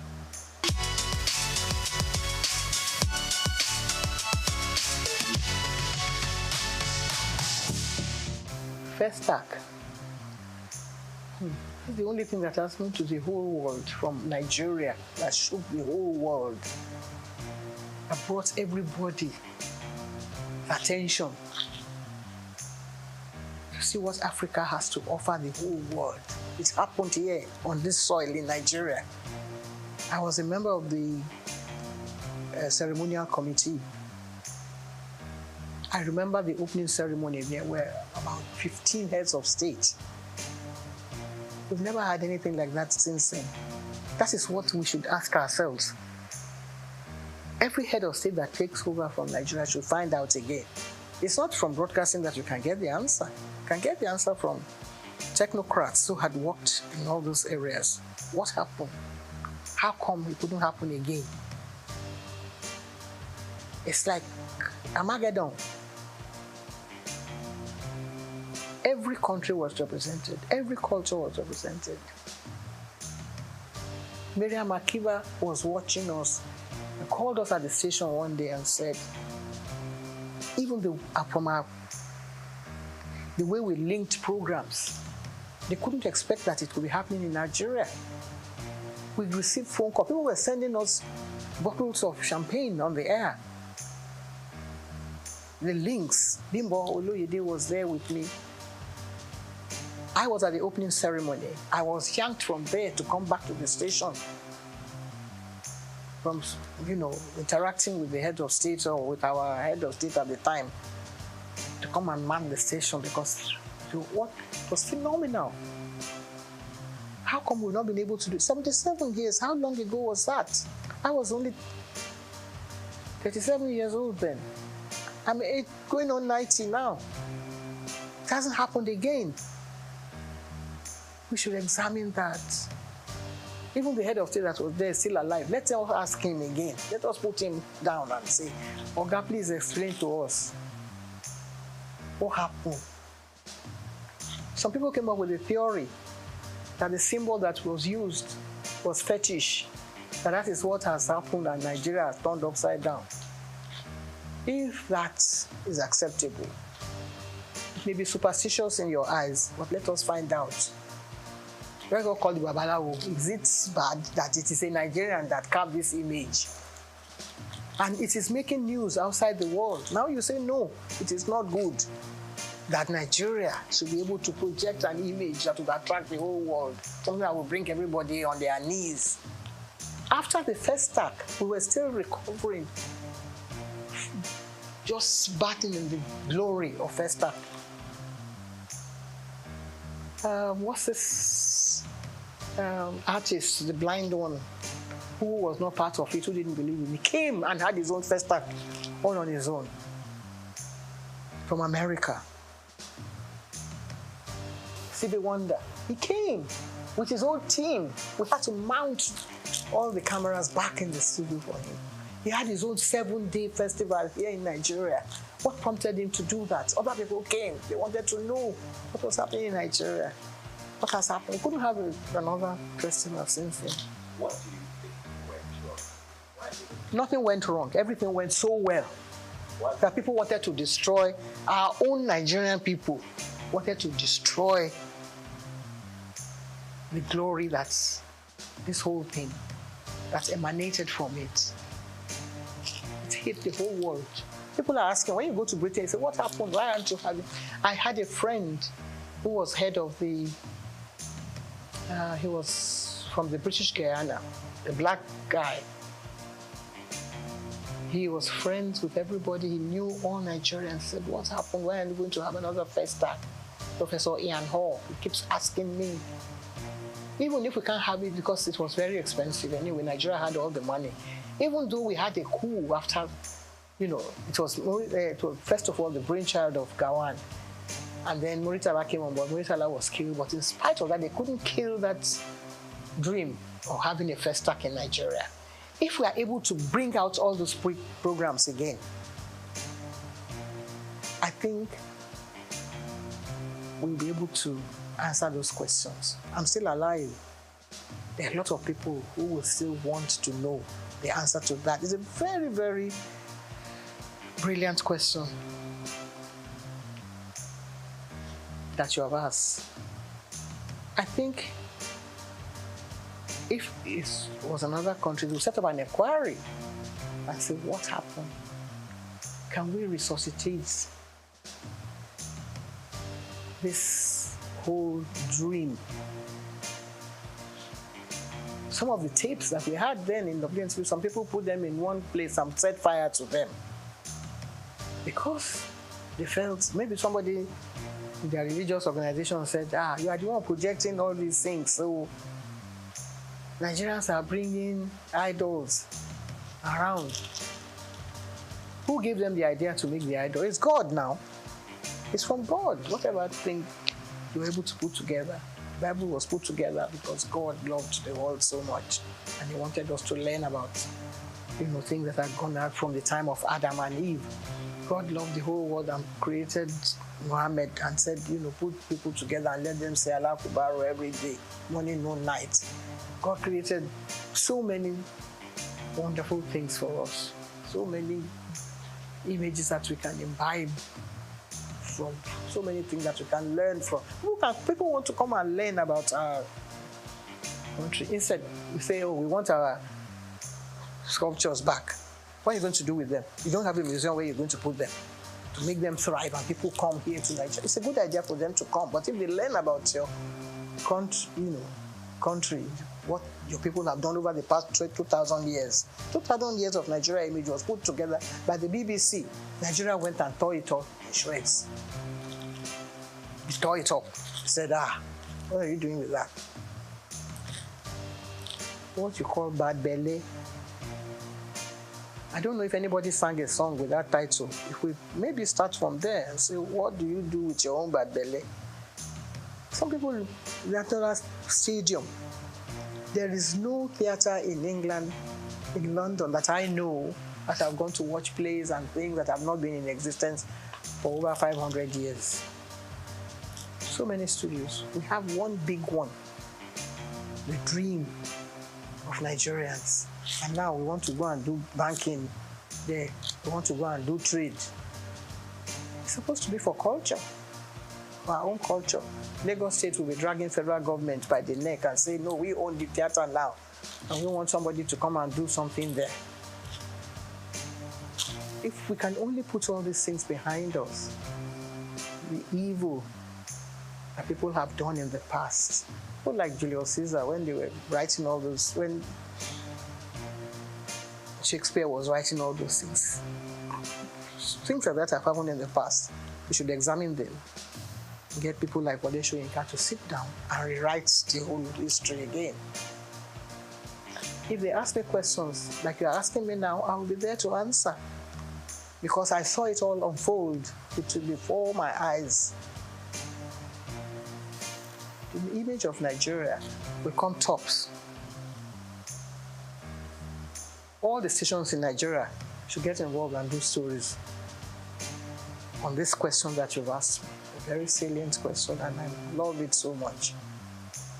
That might be able to revive the image of this country and let us know where we are heading, in what direction, and bring us back to really the point of salvation.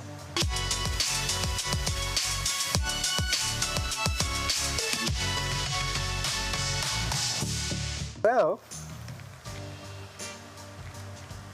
I haven't seen it. I must have mentioned it somewhere, I think on one of the channels.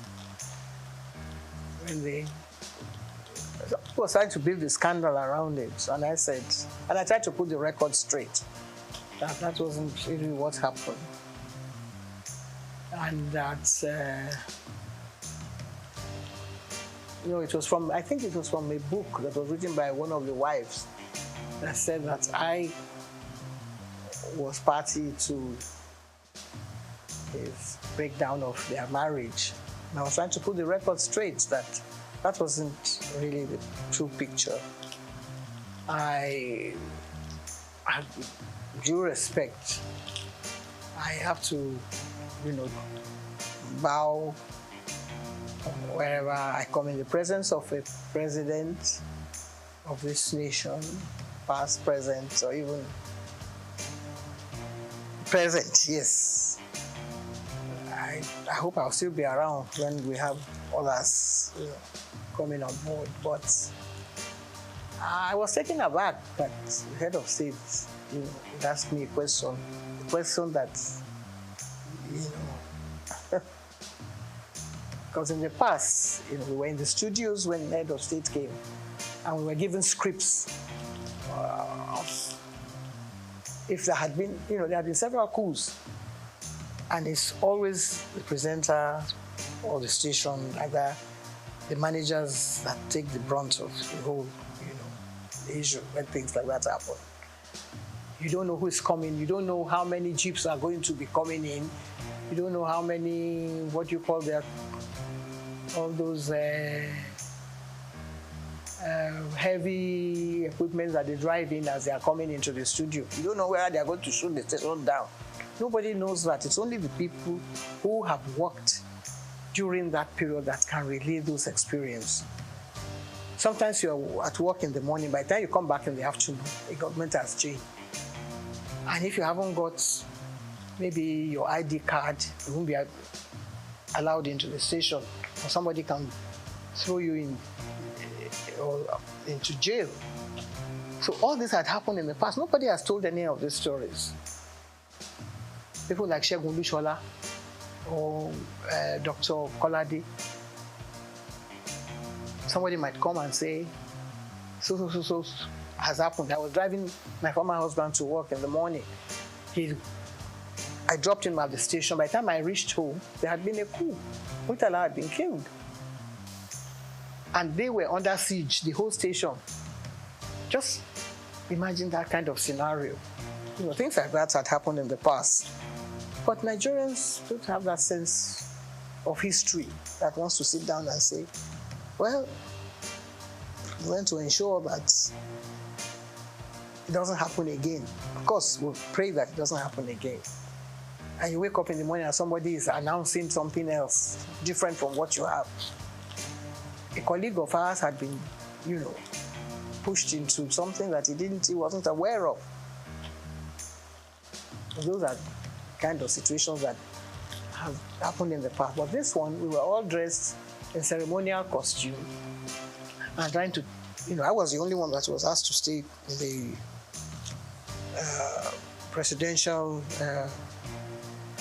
what do you call it, special area that is demarcated for head of states on issues like that. And all of a sudden, the president is following me all about. And I said, this is getting too close for comfort. And I said, what's your name again? I said, my name is Julie Coker. I was trying to play innocent, that I didn't know what was happening. He said, hey, how much did this your dress cost? Can I have, sorry, sir. I don't think I'm the proper person to answer that question, sir. Yeah, you don't have answer. It's a bit unprofessional. I mean, not in the profession per se that we mean, but I wasn't prepared for that kind of thing. So I must have given a rude answer to that. And then, before I knew it, Ade Lanwa, who was then the head of Navy, came to me and said, you have been very rude to the president. The president said, he asked you a question and you couldn't answer. I said, good morning, Mr. President, sir. Because when we introduce them on TV, that's how we introduce them. We're now going to be addressed by a new head of state, Mr. So, sir. And I said, you should go and ask the president of SOUQ.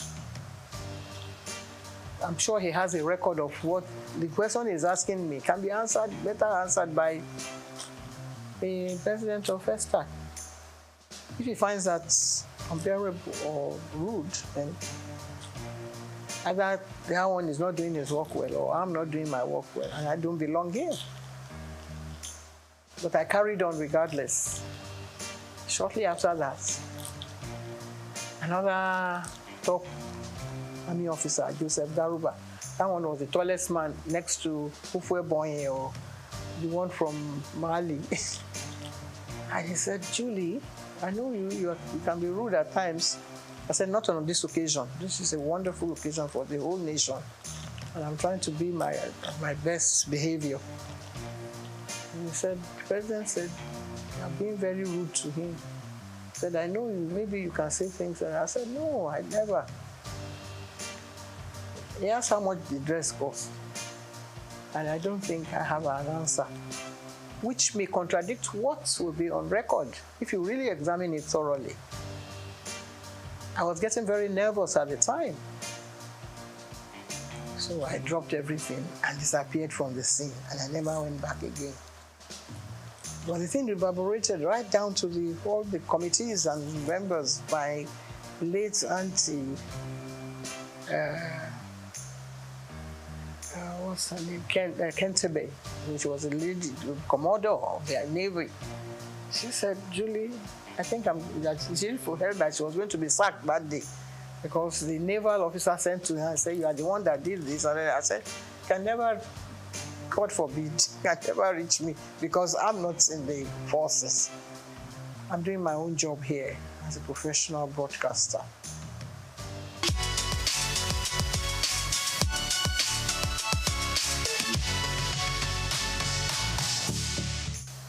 Well, I think it has reached a stage now where whatever you say might be taken against you because there are so many people going to court now and people sent to jail, but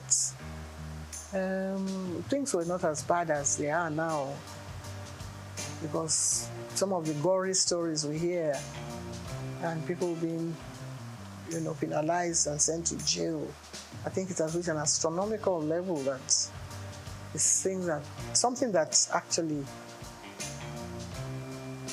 maybe it was there and people did not want to open the canker worms and let us see what is really happening.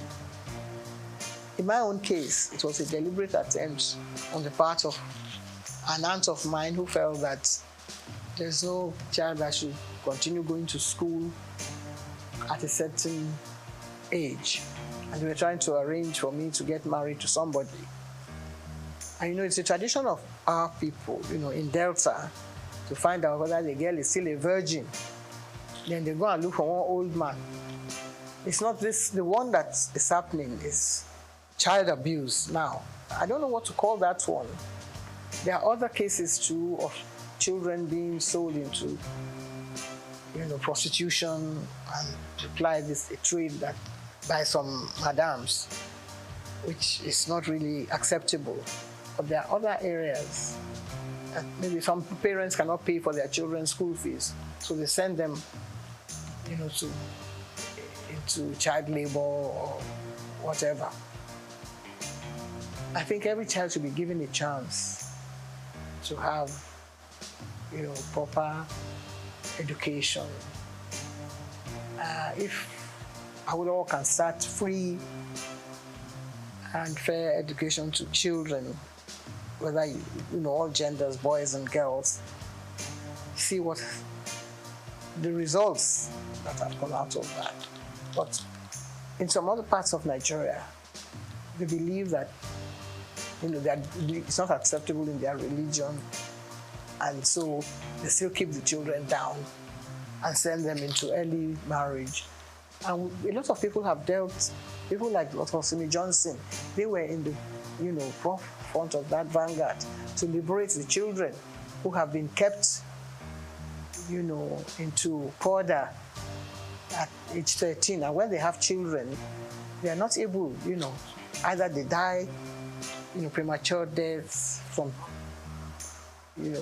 being too early to go into pregnancies and have the children properly and things like those different stages. It's a very serious issue that actually I think has been well looked into, not by the United Nations or by, but Nigerian government itself should look at it more, more serious terms and try to find how to deal with it. But there's something that happened in some homes, which is now coming out now, which in the past, members of the family will not allow maybe a woman that is a victim. The child is a victim, but there are other, things that sort of trigger down the line, like a wife, for instance, who is watching her husband, trying to abuse children that are under their care. And the children definitely cannot, rise to the level that a child who is being abused at an early stage cannot continue with her education. So I have been involved in issues like that because I was affected as a 13-year-old when an aunt of mine felt that I should stop going to school. But I was rescued by another aunt. So I was lucky at the time. Not many people have been able to, get through all this kind of trauma. I was lucky that just at the time, the man was busy talking to some other people, and it's like somebody being kidnapped and another person coming to your rescue. So I was lucky at my own, to escape that unscathed and get on with my life. If I hadn't gone to, maybe I would have been having 13 children. It's good to have children so that the population will multiply. But then you have to make sure that the children are able to, get on with their education. And when you educate that child, you're able to look after other children. I've raised so many children in the process, you know. I was able to earn enough money to take care of members of my family. And that is what everybody should sort of,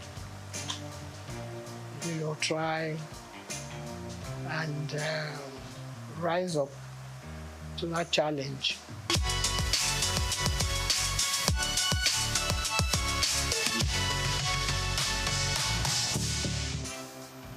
Our chief, Folami Koka, was the Babeto of Lagos. So, and I used to accompany him to the palace of Obaoyekon. And someone then said, well, Yeto, why don't you let...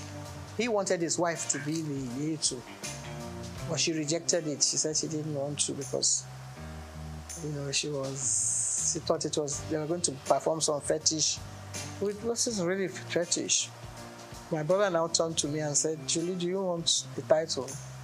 I said, no, it's not for me to say, because I wasn't terribly keen. But he said he was going to carry out all the preparations. And I said, well, if you're going to do that, why not? And the late Oba Adeyinka graciously offered me the title. I accepted and went through the ceremony. So I've been a Yeto of Lagos now for getting on 40-something years. We only have one majesty in England. And that is one of the oldest institutions in the world. Some other countries are getting rid of their heads of their traditional rulers. France doesn't have one, for instance. There are some countries in Europe, I think in Finland, that still have, you know, kings and queens and all that. But Nigeria, every little village, every doorstep has one title. This is the palace of the Tutus. It wasn't like that in our own time. You had only one Oba in Lagos. Now you have so many. You have several Obas. This one claiming this and that. Etiosa, whatever. After a while, there's going to be a clash. Maybe not in our own time. So if they are playing traditional roles, somebody will lay claim to some title that belongs to somebody else and another one. There's no end to it. So let them stay the way they are now. If they want to multiply, that has nothing to do with me because we don't have any say in that.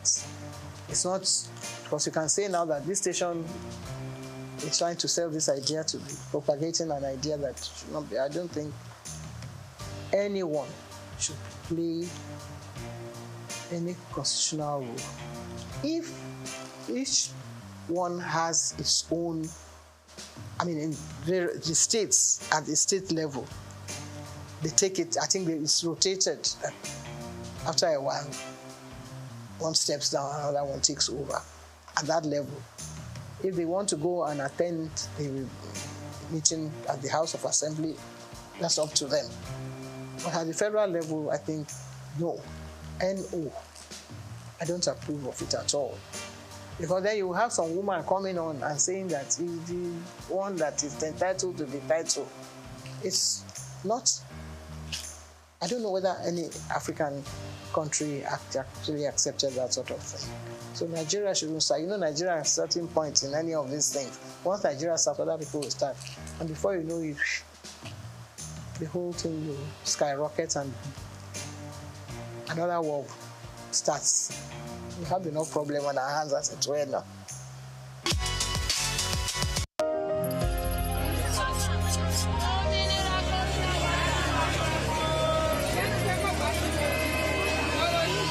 Hello, Lagos. Make we yarn. Hello, Wefi. This POS matter don't pass your call. Person go swipe, alert no enter. Before you know it, jump. Wait, wetin really happen? Maybe you fake alert the warriors. Okay, so Mona, listen, if you dey do POS business, not expose your alert. Hello, Ogbefi. They don't walk that bar road where they warrior for our local government for years. This one sweet me, I no lie you. Because you know what? Development with the work, it deserve loudspeaker. Now why we dey here be that? For here, we know the abuse, we dey bring solution. My name, it is Ikechukwu Uyemike, aka Ogwefi Ishegwari. Make we yarn every weekday from 10 a.m. go to 12 o'clock on Top the Eye 95.9 FM. We've got just what you need right here at Femi Wash Media. Call it the Midas Touch and you wouldn't be wrong. Let us record, produce, mix and master your audio like nobody does. Reach us on our contact today for the best quality job.